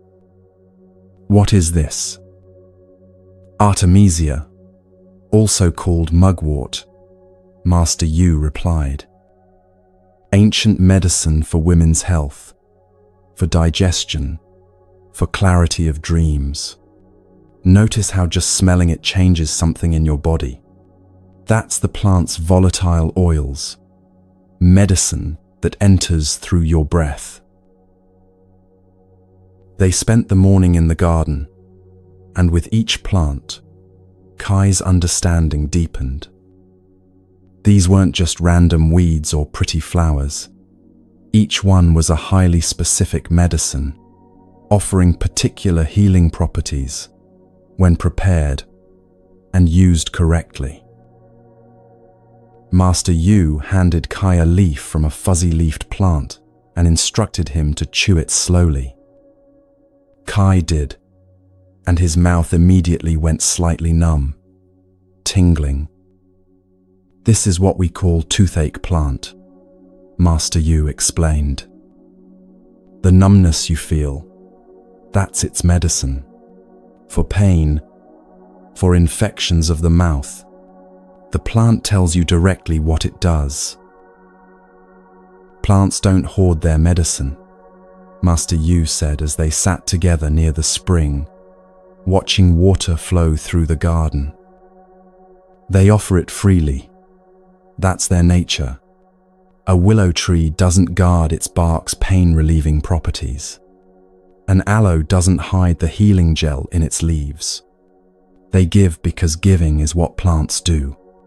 They transform sunlight and soil into medicine and offer it to anyone with the knowledge to receive it. He stood and approached a tall plant with yellow flowers.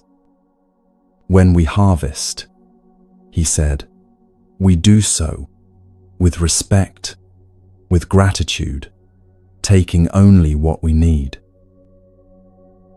Master Yu placed his hand gently on the plant's stem and closed his eyes for a moment. "Thank you for your medicine," he said quietly. "I ask permission to take some of your leaves for healing."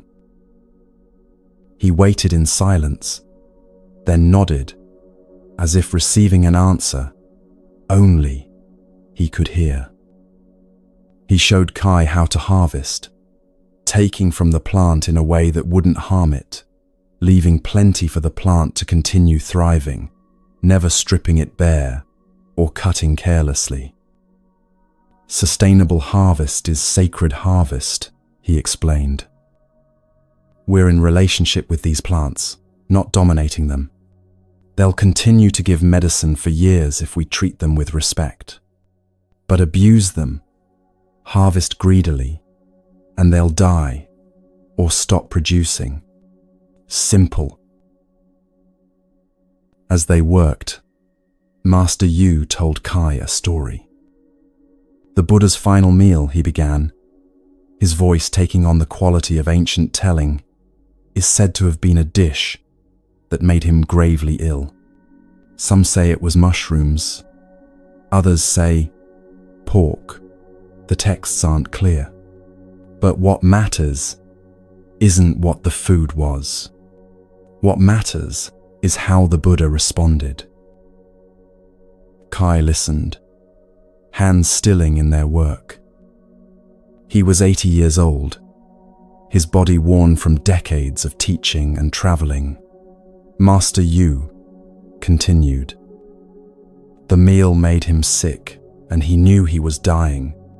But his final teaching wasn't about blame or regret. It was about impermanence, about acceptance. He told his followers, 'All things pass away. Strive on with diligence.'" Master Yu carefully placed harvested leaves in his basket. "Plants teach us this same lesson," he said. "They die every season and return. They don't cling to life in fear. They simply live fully when it's time to live, and release fully when it's time to let go. They fear nothing because they understand their nature is. They are cycles, not fixed things. We are the same, though we forget." This truth settled into Kai deeply. His illness, his fear of death, all of it came from forgetting impermanence, from wanting to hold on to life as if it could be frozen in place. The plants knew better. Back in the cabin's small kitchen, Master Yu began teaching Kai how to prepare the harvested plants into usable medicine. Each method served a different purpose, extracted different properties from the plants. "For tea," he explained, placing dried leaves in a ceramic pot, "we use hot water to extract water-soluble compounds, vitamins, minerals, some of the lighter plant chemicals." He poured steaming water over chamomile flowers and covered the pot. "We steep, not boil. Too much heat destroys some of the medicine." He showed Kai how to make tinctures, soaking roots and leaves in alcohol to extract compounds that water alone couldn't reach. How to make poultices by crushing fresh herbs and applying them directly to skin for wounds or inflammation. how to mix herbs with oil or beeswax to create healing salves. "This is alchemy," Master Yu said as they worked, grinding dried roots with mortar and pestle, taking what the earth provides and transforming it into concentrated healing. But the real alchemy happens in your body. These plant compounds interact with your cells, your organs, your systems in ways we're only beginning to understand.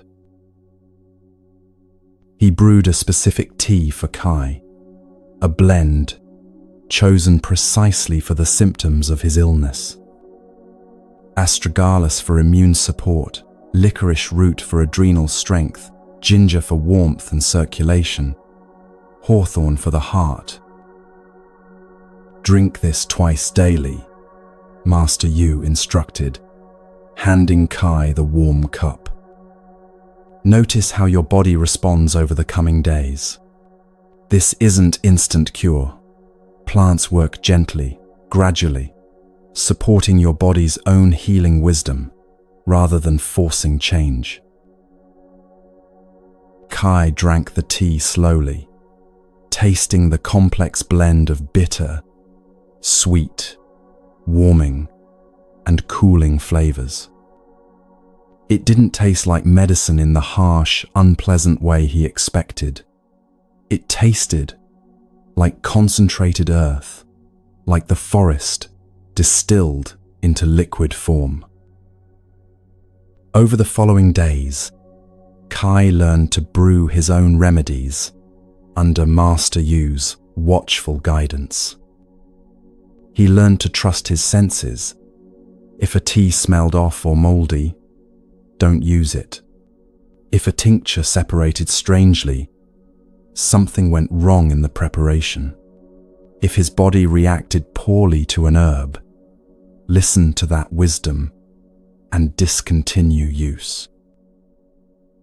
"You're learning to listen," Master Yu said one afternoon, as Kai carefully measured herbs for his daily tea. "Not just to the plants, but to your own body. Your body is speaking constantly, telling you what it needs, what helps, what harms. Most people never learn this language, but you're learning it now." And it was true. Kai noticed that certain herbs made him feel energized and clear, while others brought deep relaxation and sleep. Some helped his digestion immediately, while others took days of consistent use to show their effects. His body was communicating more clearly than ever before, and he was finally listening. The changes were gradual, but unmistakable. The persistent cough that had plagued him for months began to ease. The fatigue that made every task feel monumental started lifting. His skin, which had been pale and dry, began to glow with renewed health. Master Yu observed these changes with quiet satisfaction but no surprise. "The plants are working," he said, "but really, your body is working. The plants are just supporting what your body already knows how to do, heal itself." Kai began spending time alone in the medicine garden, sitting quietly among the plants, just being present with them. At first, he felt slightly foolish. What was the point of sitting with plants? But as he settled into stillness, breathing among the growing things, something shifted. He began to feel their presence, not in some mystical, imaginary way, but as a simple fact of shared existence.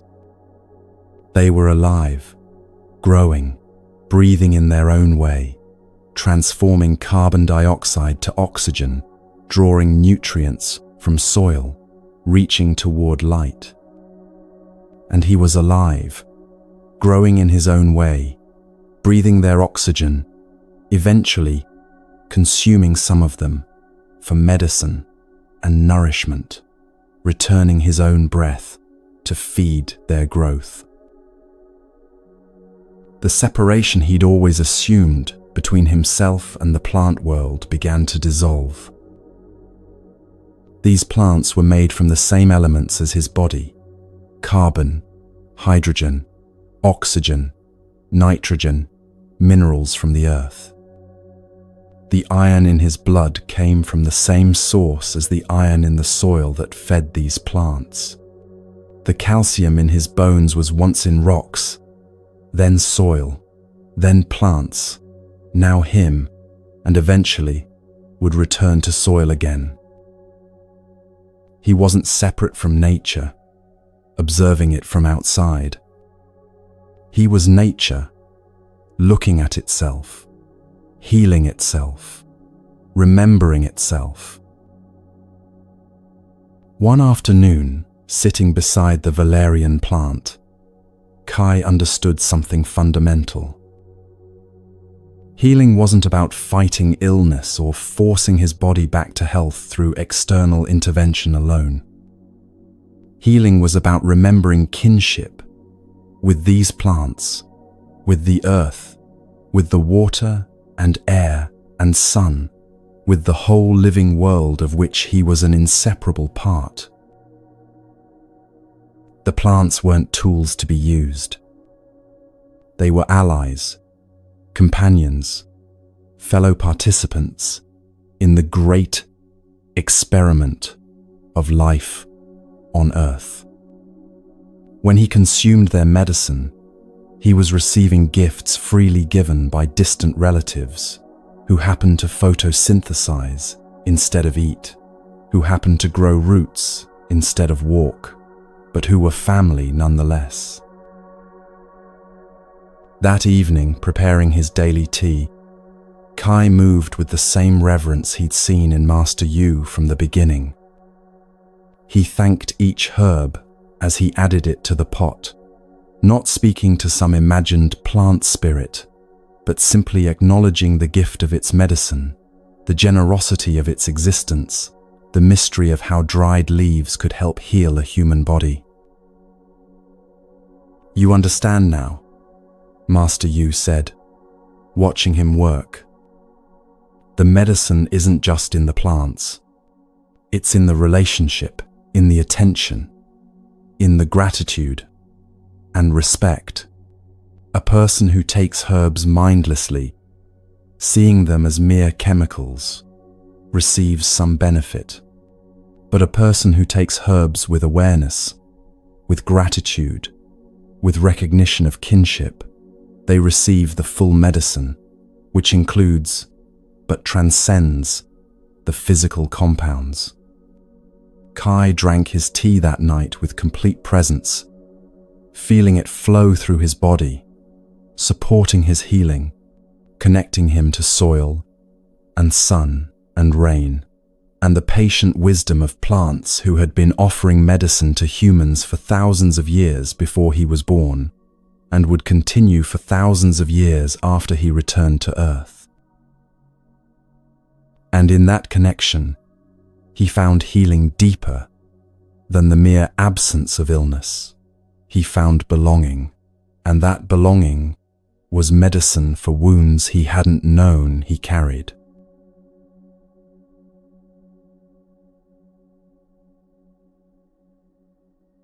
One month had passed since Kai arrived at Master Yu's mountain home. His body had grown strong, his mind clear, his spirit settled. But Master Yu sensed there was one more teaching Kai needed before his healing would be complete. "One more journey," the old master said one morning after their meditation. They set out walking deeper into the mountains than Kai had yet ventured, following a path that wound upward through dense forest and over rocky outcroppings. The air grew cooler as they climbed, and the trees began to thin. After an hour of steady walking, they arrived at the mouth of a cave, a dark opening in the mountainside that seemed to exhale cool, mineral-scented air. Master Yu lit a small oil lamp he'd brought in his pack and led the way inside. The cave swallowed them into darkness, broken only by the lamp's small circle of light. Their footsteps echoed strangely, each sound magnified and repeated, bouncing off unseen walls. Kai whispered, "It's big," and his voice returned to him from multiple directions, overlapping and strange. They walked deeper until the cave opened into a chamber large enough that the lamplight couldn't reach its walls or ceiling. The darkness here felt absolute, alive, pressing close. Master Yu set down the lamp and settled onto the stone floor, gesturing for Kai to sit beside him. "Sound behaves differently here," Master Yu said, and the cave caught his words and threw them back, creating layers of echo.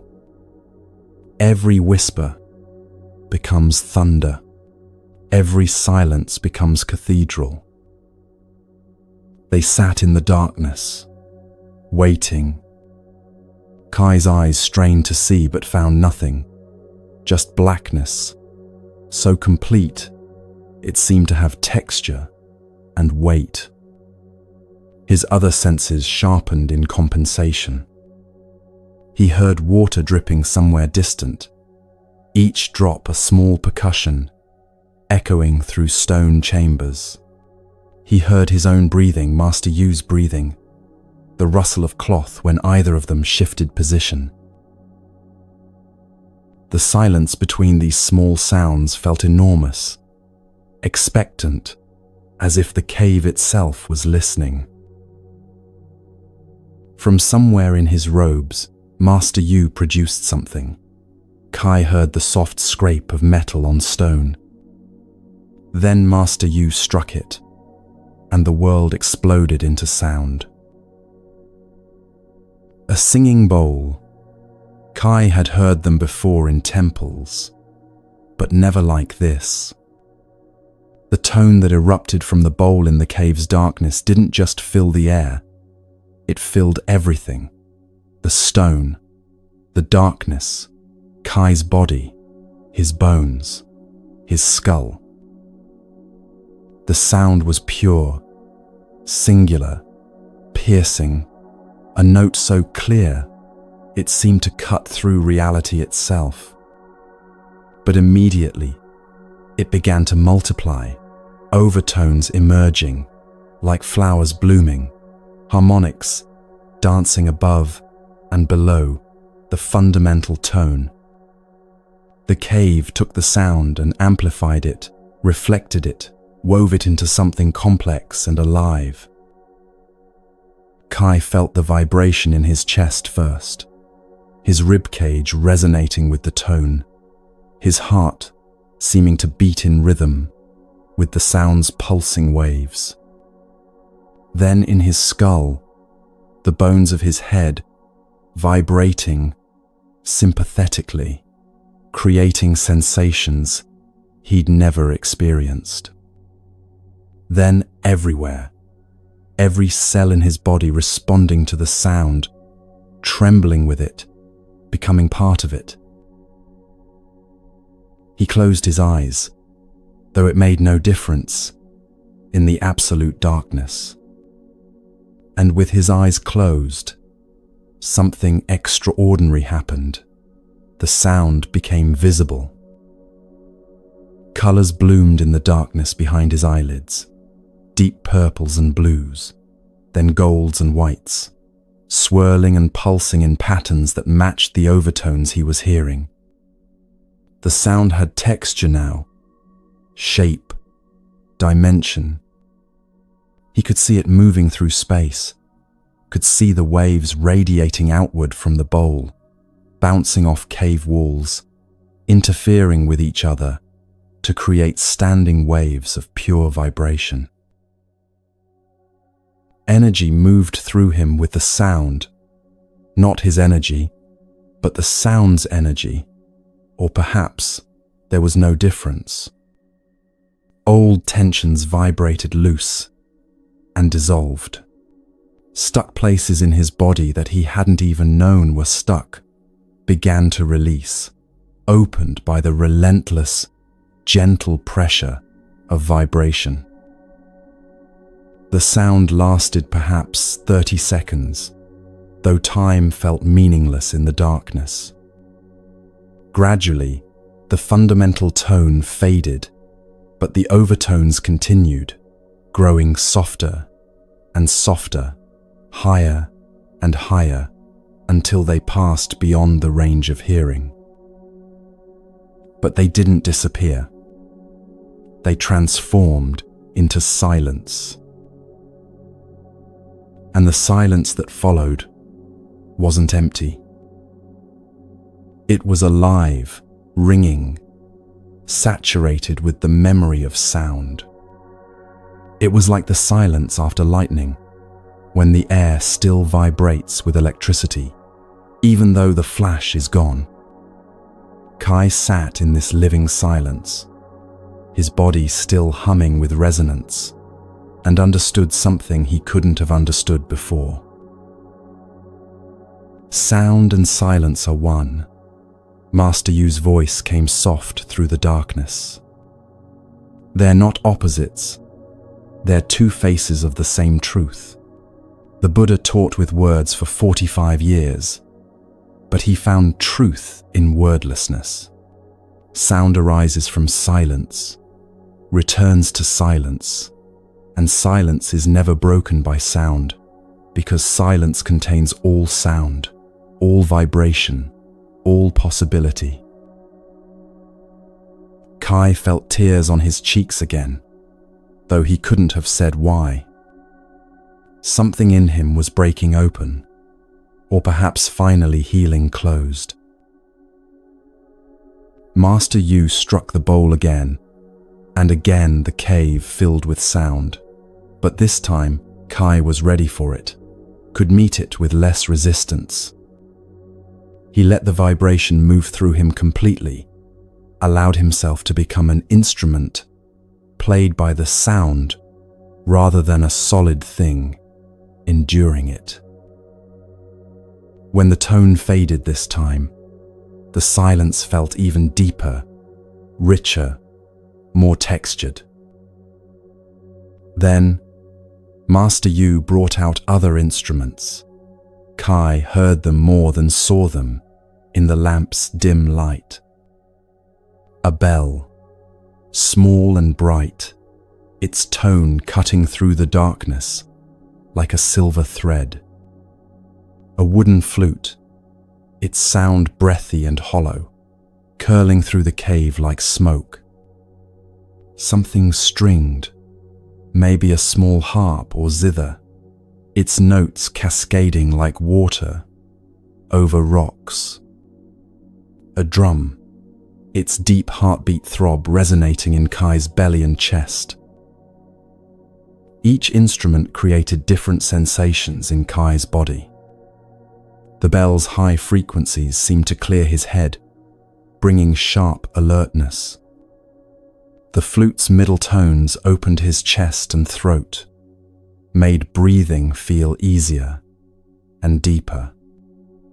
The strings touched something in his heart, not sad, not happy, just tender, open, vulnerable.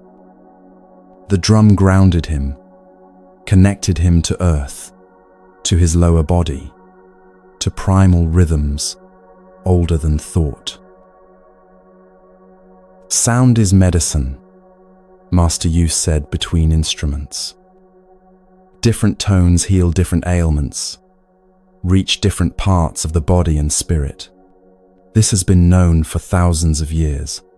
Sound breaks up stuck energy, realigns what's misaligned, reminds the body of its natural, harmonious state.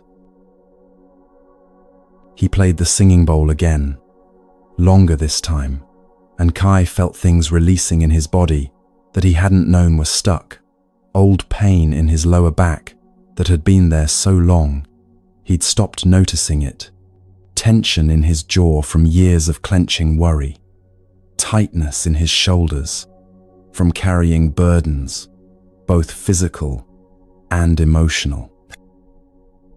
The sound washed through him like the stream had washed over him, like water finding every crack and crevice, like gentle, persistent pressure that couldn't be resisted, only received. Old fear rose and dissolved in the vibration. Old grief surfaced and was released. Old anger that he'd been holding in his belly for years trembled loose and flowed away with the sound. Between each instrument, silence. And with each return to silence, the silence grew deeper, more spacious, more filled with presence. Kai began to hear things in the silence he'd never heard before. His own heartbeat, steady and strong, not just felt, but actually heard, as a soft, rhythmic pulse. His blood flowing through his veins, a subtle rushing like distant water. His breath moving in and out, the soft whisper of air at his nostrils, the gentle expansion and contraction of his lungs. Deeper still, the earth itself seemed to be humming, a vibration so low and constant he'd never noticed it before, but which now seemed obvious, fundamental, the bass note underlying all existence. In the deepest silence, he heard everything.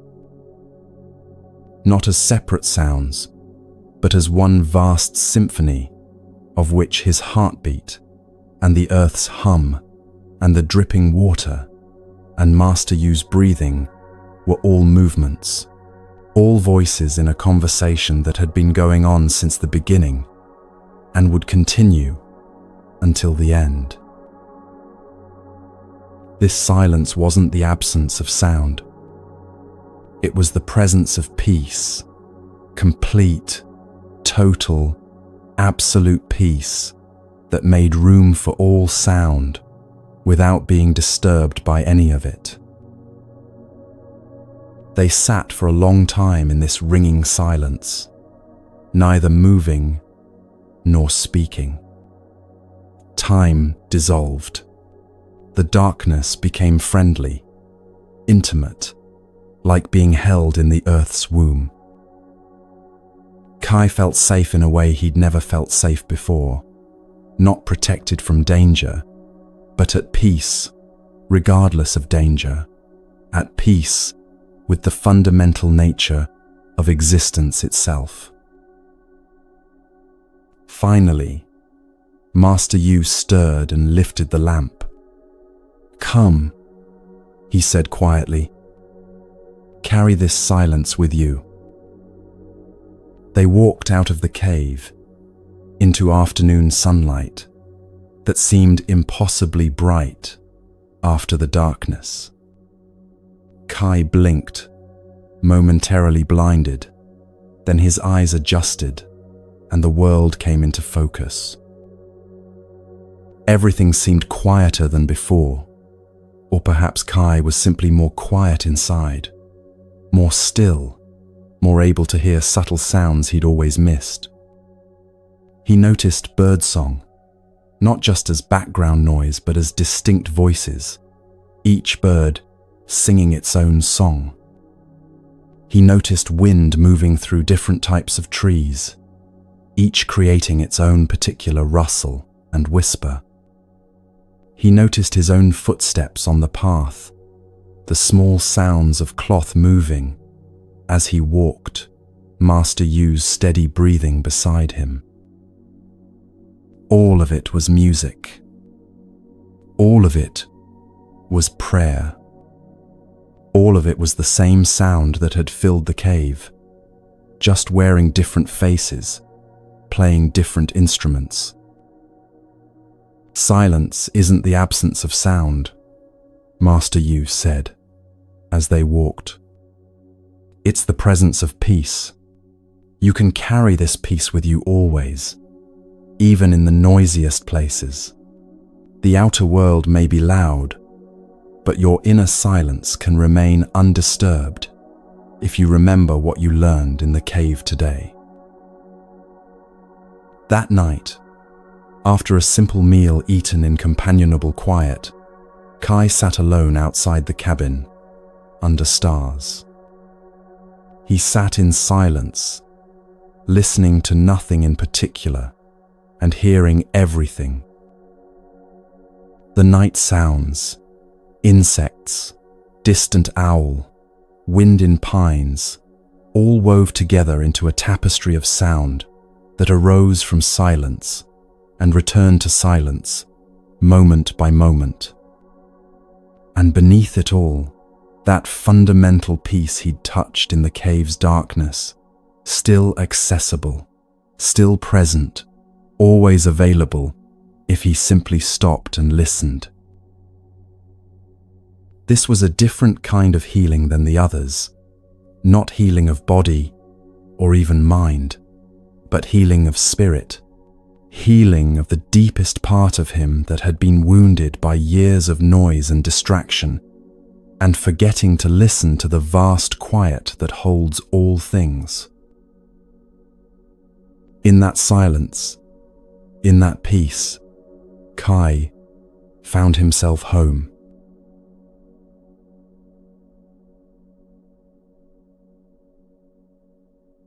Six weeks had passed since Kai arrived at Master Yu's mountain home, and his transformation was complete in ways he couldn't have imagined. His body was strong, his mind clear, his heart open. But Master Yu knew there was one final teaching that would tie all the others together. "Come," the old master said one morning. "I want to show you something." They walked into the forest deeper than they'd ever ventured, following what seemed less a path than an intuition. The trees grew larger and older with each step. The forest changed around them. The trees here were massive, their trunks so wide that 3 men couldn't circle them with outstretched arms. Their bark was deeply furrowed with age, thick with moss and lichen. The canopy far above filtered light into a green-gold dimness that felt both ancient and sacred. The air itself felt different, thick with presence, heavy with time, saturated with the accumulated life force of centuries. Sound behaved strangely, muffled and close, as if the forest was absorbing everything into itself. Kai's footsteps made almost no noise on the thick carpet of needles that had been accumulating for longer than his village had existed. They walked slowly, reverently, and Kai felt the way he'd felt entering a temple as a child, aware that he was in the presence of something vast. Finally, they came to a clearing, created not by absence of trees, but by the presence of one tree so enormous that nothing else could grow in its shadow. Kai stopped and stared upward. The tree was beyond ancient. Its trunk was wider than the cabin they'd been living in, its bark so thick and gnarled, it looked more like stone than wood. Branches as thick as normal trees spread outward and upward, creating a canopy that seemed to hold up the sky. Roots emerged from the earth like the backs of whales, creating a landscape of their own around the tree's base. This tree has stood here for 800 years, Master Yu said quietly. Maybe more. It has wisdom that makes my small knowledge look like a child's first words. Kai felt tears rising. Something about the tree's presence, its patient endurance through centuries of storms and seasons, its absolute rootedness in this one place while the world changed around it, moved something deep in him. Master Yu approached the tree and placed both palms against its bark. He stood in silence for a long moment, eyes closed, breathing slowly. Then he stepped back and gestured for Kai to come forward. Place your hands on it, he said. Listen. Kai hesitated, then stepped forward and placed both hands against the rough surface of the trunk. At first, he felt only texture, roughness, the slight dampness of moss, warmth from where the sun touched the trunk. Nothing remarkable. Breathe with it, Master Yu said softly. Wait. Listen not with your ears, but with your whole body. Trees speak slowly. Be patient. Kai closed his eyes and began to breathe consciously. He let his breath slow and deepen, let his body relax against the tree, let his mind quiet. Minutes passed, or maybe longer. Time felt strange here. And then, so gradually, he almost missed it. He began to feel something. A pulse. Subtle. So subtle, he wasn't sure if he was imagining it. But there it was again, a slow throb of life, moving through the wood beneath his palms. Not like a heartbeat, slower, more fundamental, like the tide or the seasons. The tree was alive. He'd known that intellectually, but knowing it as a fact and feeling it directly, viscerally, as undeniable presence, that was completely different. The aliveness beneath his hands was immense, patient, powerful, in a way that had nothing to do with force and everything to do with endurance, with deep rootedness, with absolute commitment to this one place, living, growing, reaching toward light, while simultaneously reaching toward darkness, holding earth and sky together. He felt the tree's roots extending deep into the earth, deeper than the tree was tall, spreading wide, drawing water and minerals from soil. And he felt the branches reaching upward and outward, thousands of leaves breathing, photosynthesizing, transforming sunlight into sugar, air into wood, creating life from light. The tree was a bridge between earth and sky, between darkness and light, between the deep mineral silence of soil and the bright flowing air above. It stood at the intersection of elements, rooted in earth, drinking water, breathing air, fed by fire that is sunlight, and transformed all of them into this massive patient presence. And Kai realized he was also a bridge. He too stood between earth and sky, his feet on ground and his head in air. He too breathed and ate and drank, transforming elements into his own flesh and blood and bone. He too was made from the same substances as this tree, just arranged differently, expressing life in a different form. The boundary between himself and the tree began to blur. Not in a mystical way, but as simple recognition of fact. The oxygen in his lungs had been created by trees like this one.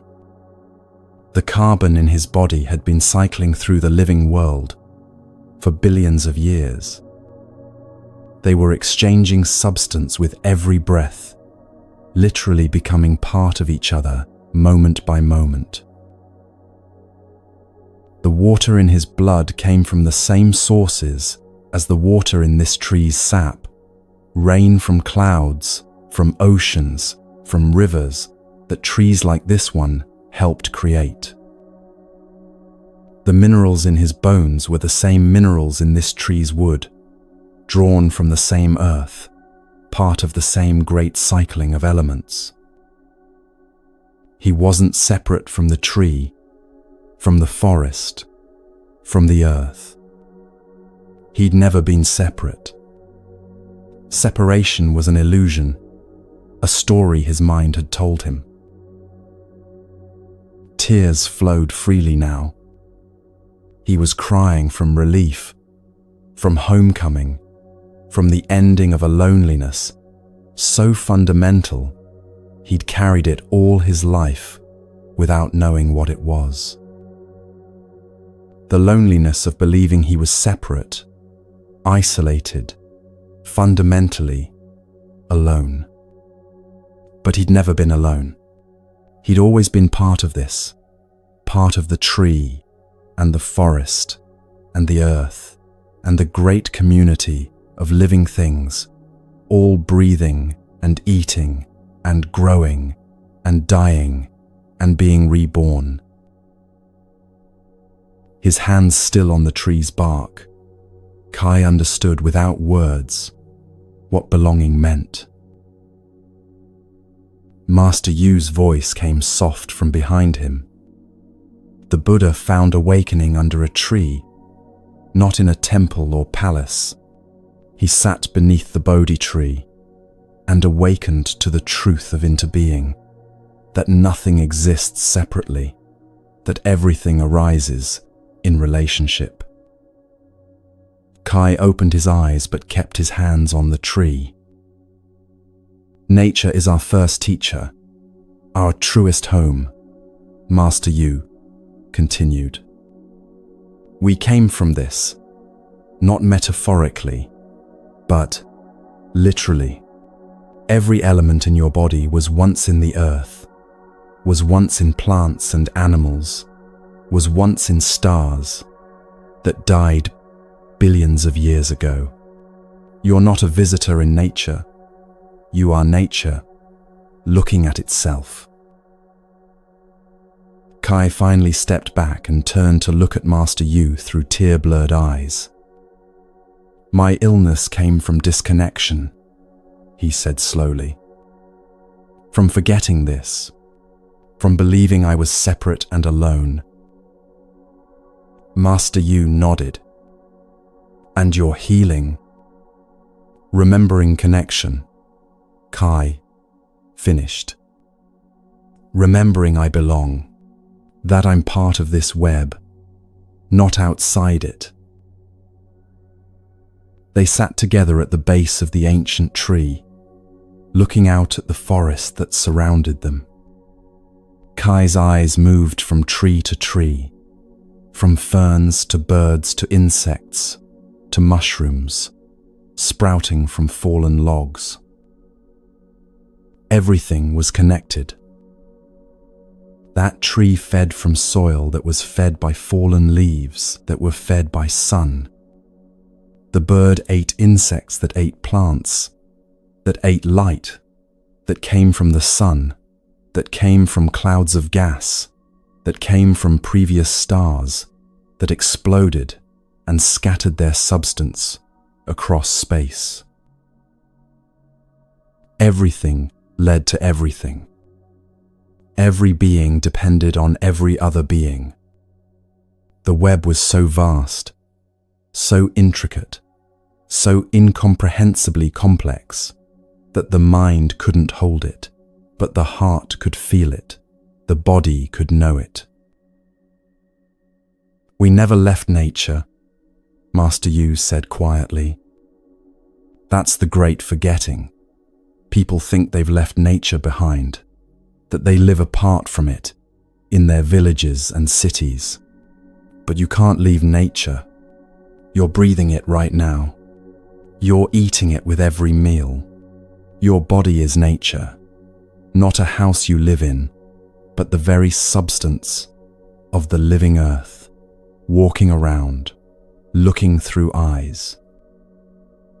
"We just forgot," he continued.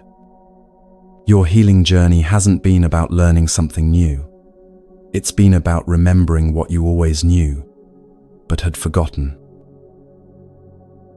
They sat in silence for a long time as the afternoon sun moved across the sky, creating patterns of light and shadow that shifted and changed moment by moment. When they finally stood to walk back, Kai felt fundamentally changed. He was not a separate self, struggling against a hostile world. He was a wave in the ocean of life, distinct but not separate, individual but not isolated, unique but not alone. He was nature becoming conscious of itself. As they walked back toward the cabin, Kai noticed everything with new eyes.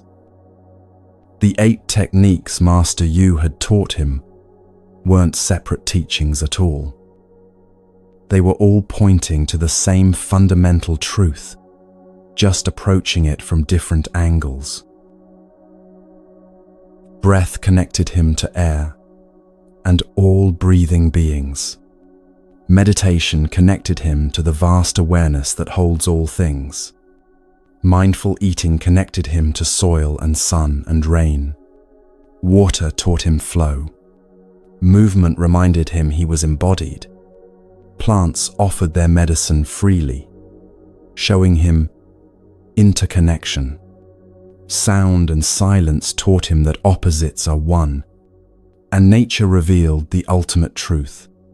There is no separation. All of it was one teaching. Wake up, pay attention, remember you belong, live fully in this precious, temporary, miraculous gift of being alive. Wholeness, connection, presence, life itself, in all its forms, all its expressions, all its infinite creativity. This was what Master Yu had given him, not techniques to master, but eyes to see what had always been true.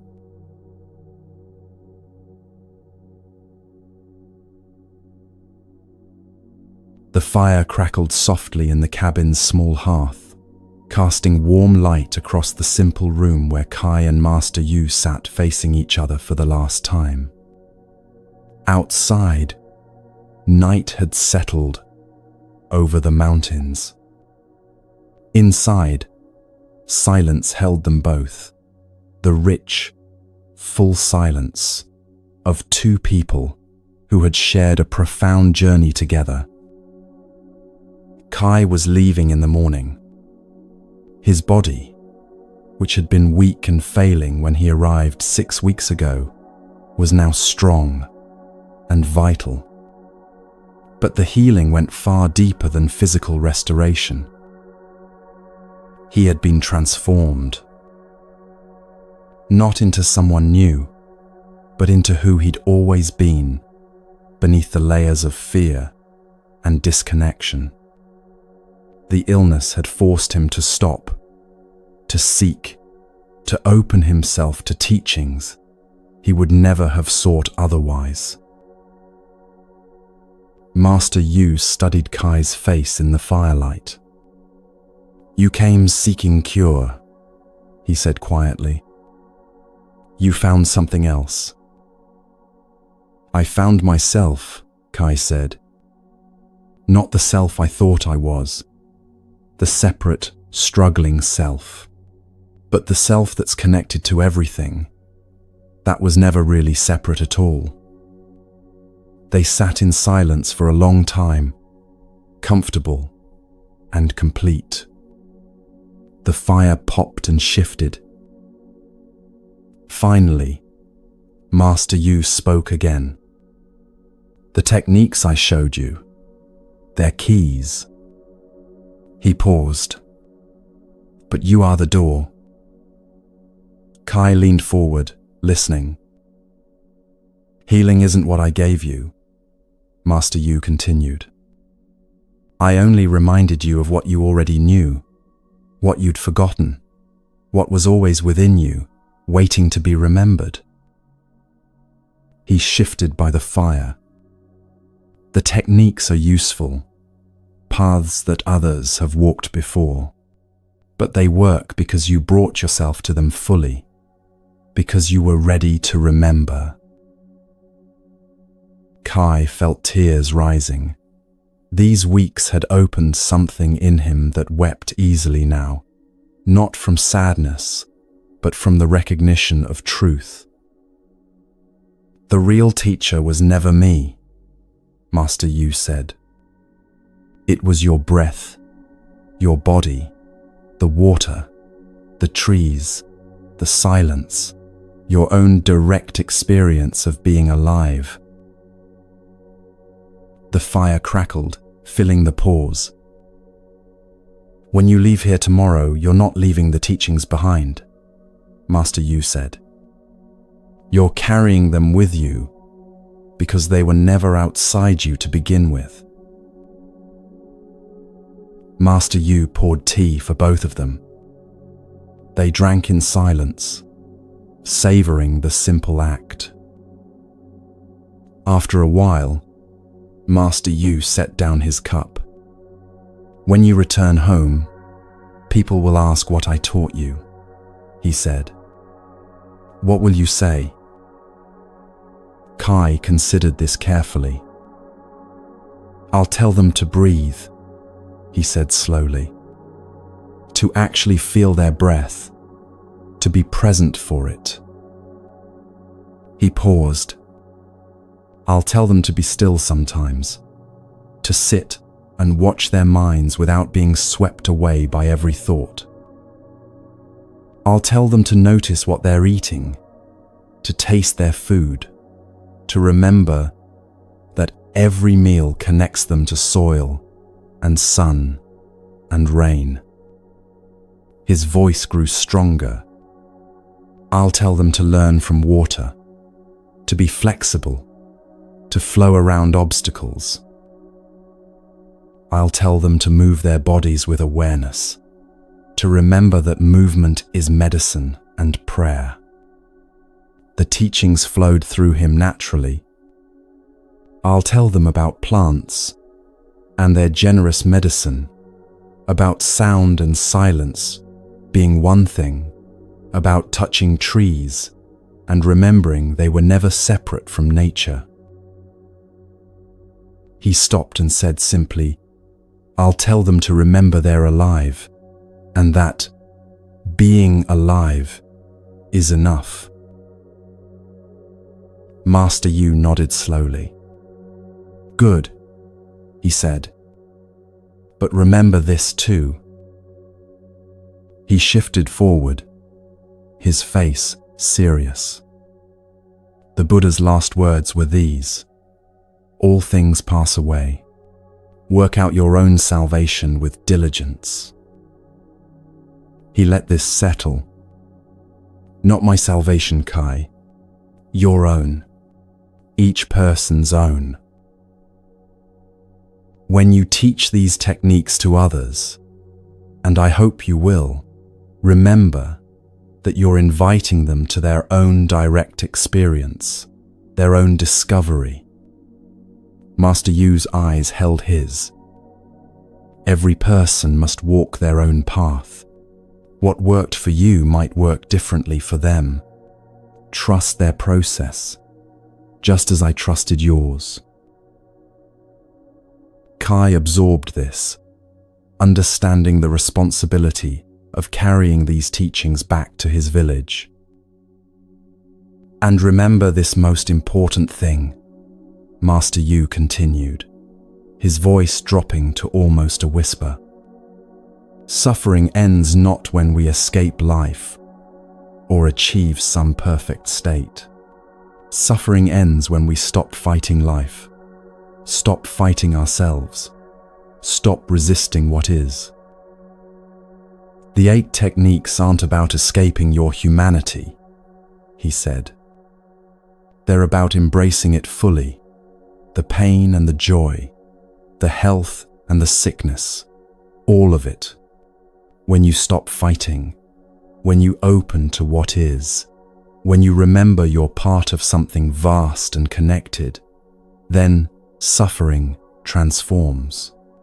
Not because difficult things go away, but because you meet them differently. Kai sat with this teaching, feeling its truth settle into his bones. They talked late into the night about life, about Kai's village, about Master Yu's own journey to this mountain decades ago. Just 2 human beings sharing space and time, present for each moment as it arose and passed away.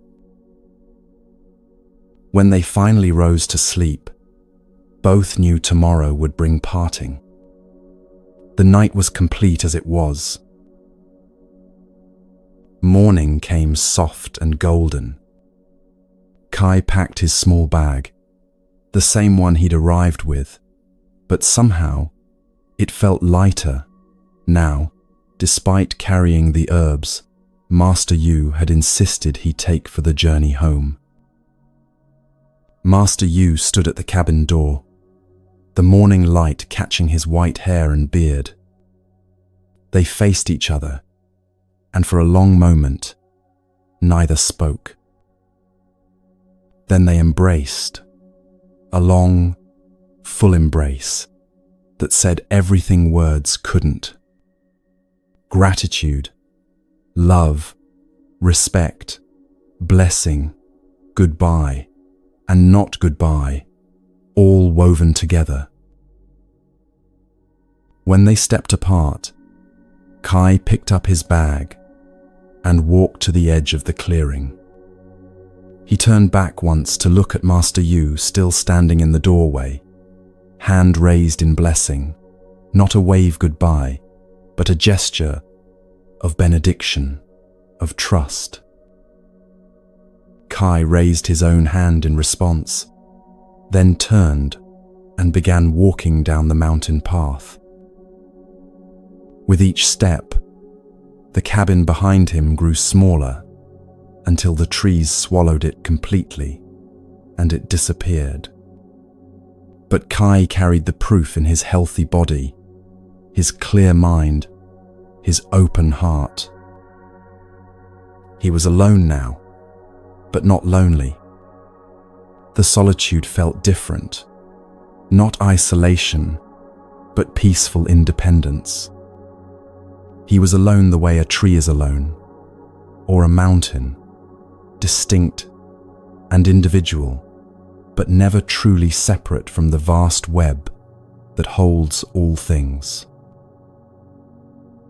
As he walked, he practiced his breathing, noticed the morning bird song, felt his feet touching the earth with each step. Everything Master Yu had taught him was available right here, right now, in this simple act of walking down a mountain path.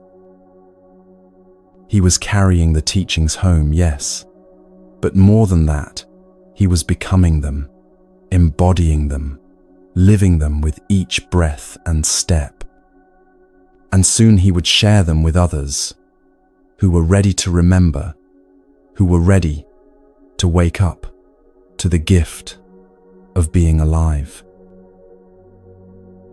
He thought of his village waiting below, his family, his neighbors, the people who had watched him leave sick and desperate 6 weeks ago. They would barely recognize him now, not just because his body had healed, but because something essential had changed. He would teach them what he'd learned, but gently, without force, trusting that those who were ready would hear, and those who weren't would find their own paths in their own time. He would live the teachings rather than preach them. The morning sun warmed his shoulders as he walked. Birds called from the trees. A breeze carried the scent of pine and wildflowers. Everything was exactly as it should be, not perfect, but complete in this moment, whole in this breath. Kai smiled, took a deep conscious breath, and continued down the mountain path, toward home, toward the rest of his life, toward whatever came next. He was ready. Not because he had all the answers, but because he'd learned to live the questions, to embrace uncertainty, to trust the process of being alive. The path wound downward through the forest, and Kai followed it with a light heart, carrying Master Yu's blessing and the 8 keys to healing, ready to share them with a world that needed them as much as he once had.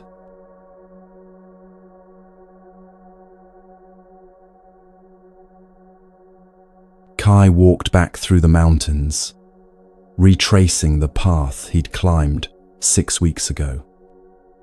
The landscape was the same rocks, the same trees, the same views over valleys and ridges. But his eyes were different. Everything had become a teacher. He passed the stream where Master Yu had taught him about water, and he paused to watch it flow around stones, patient and persistent, never stopping. The lesson lived in him now, part of how he moved through the world. A bird sang from a high branch, and instead of passing it unnoticed, Kai stopped and listened, really listened, to the sound and the silence between each phrase. The cave's teaching echoing in this simple morning song. Wildflowers bloomed along the trail, and Kai knelt to look closely at one, seeing how it grew from soil, how it reached toward light, how it belonged completely to the earth that fed it. He touched it gently, feeling connection rather than separation. His body was strong now, his breath deep and easy, his mind clear as mountain air.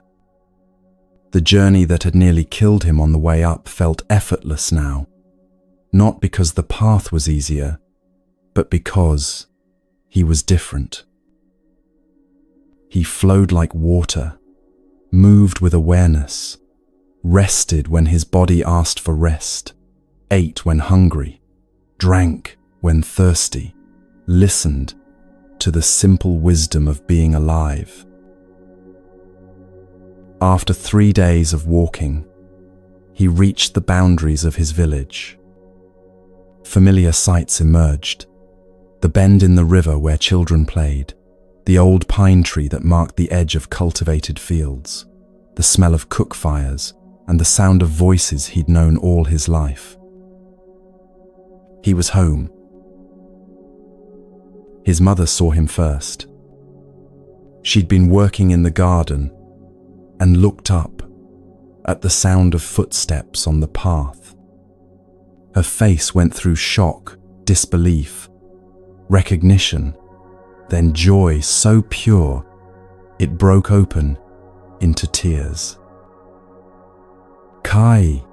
she cried, running to him, her hands reaching to touch his face, his shoulders, his arms, as if to confirm he was real. You're healed." Kai embraced his mother, feeling her shake with sobs of relief. "I'm whole," he said quietly into her hair.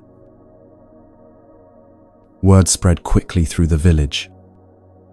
By evening, neighbors had gathered at Kai's family home, filling the courtyard, sitting on the ground around a fire, eager to hear what had happened to the young man who'd left them dying and returned radiating health. Kai sat by the fire and told his story. Not preaching, not lecturing, just sharing simply what had happened. The journey to find Master Yu, the cabin in the mountains, the 8 practices that had transformed him. People listened with complete attention.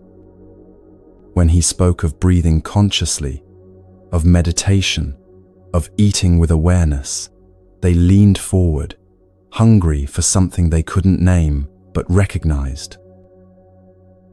"Show us," someone said. "Teach us to breathe the way you learned." Kai smiled. "Close your eyes," he said gently. "Just feel your breath, in and out. That's all. Just notice." Around the fire, people closed their eyes and breathed together. Some cried, some smiled, some simply sat in the peace of paying attention for perhaps the first time in their lives. Kai realized in that moment that he wasn't just healed, he'd become a healer. Not through grand gestures or complicated knowledge, but through simple presence, through willingness to share what had been freely given to him. Days passed, and Kai began teaching in earnest. Each morning before dawn, he met a small group in the village square and led them through the movement practice Master Yu had taught him. Arms rising with breath, weight shifting from foot to foot, bodies remembering what minds had forgotten. He helped families start kitchen gardens with medicinal plants, valerian for sleep, ginger for digestion, mint for clarity. He taught them to harvest with gratitude, to prepare remedies with care, to listen to what their bodies needed. He encouraged mindful eating, showing people how to slow down, to taste their food, to feel the nourishment entering their bodies. Meals became ceremonies of gratitude rather than rushed necessities. It wasn't grand or dramatic. It was simple, daily, real, the kind of transformation that happens slowly, like water wearing stone, like seeds becoming trees. The wisdom began to spread like ripples from a stone dropped in still water, touching one person, then another, then their family, then their neighbors. Master Yu's teachings were taking root in this village, growing in new soil, adapting to new conditions, bearing fruit in new forms. Kai understood his purpose now. He wasn't the last student of Master Yu, he was the next teacher. His role was to be a light that lit other lights, a flame that shared itself without diminishing, a bridge between the ancient wisdom hidden in mountains and the people who needed it in their everyday lives. Kai's journey is every journey. His healing is every healing. The 8 techniques he learned, conscious breathing, meditation, mindful eating, learning from water's flow, moving with awareness, receiving plant medicine, listening to sound and silence, remembering connection with all of nature. They're yours now too. These aren't things to achieve or master. They're ways to remember what you never lost: your aliveness, your belonging, your wholeness. You don't need to climb a mountain or find a hermit. The healing Kai found is already within you, waiting to be remembered. Start anywhere. One breath, fully felt. One moment of stillness, watching your mind, without judgment. One bite savored completely. One step taken with full awareness. One glass of water drunk with gratitude. One movement that honors your body. One plant that teaches you patience. One sound that opens silence. One moment touching earth and remembering you belong. Not tomorrow, when everything is perfect. Not when life gets easier, or you have more time, or conditions are ideal. Now, here, with exactly what you have, exactly as you are. Some days you'll forget. You'll eat mindlessly, breathe unconsciously, rush through your day disconnected from your body and the world around you. That's not failure. That's being human. You just begin again, and again, and again. Each return is the practice. Before you go, if this story touched something in you, share one word in the comments. Just one. The technique that called to you most. Let's see what our global community needs right now. And if this helped, if you found something here worth keeping, subscribe. I'll keep sharing paths to peace, stories of healing, reminders that you're not alone on this journey. Wherever you are right now, in Tokyo, or London, or Sao Paulo, or somewhere I can't imagine, thank you for being here. Thank you for listening. Thank you for walking this path with Kai, and with me, and with everyone else who needs these ancient and simple truths. May you breathe easily. May you find stillness when you need it.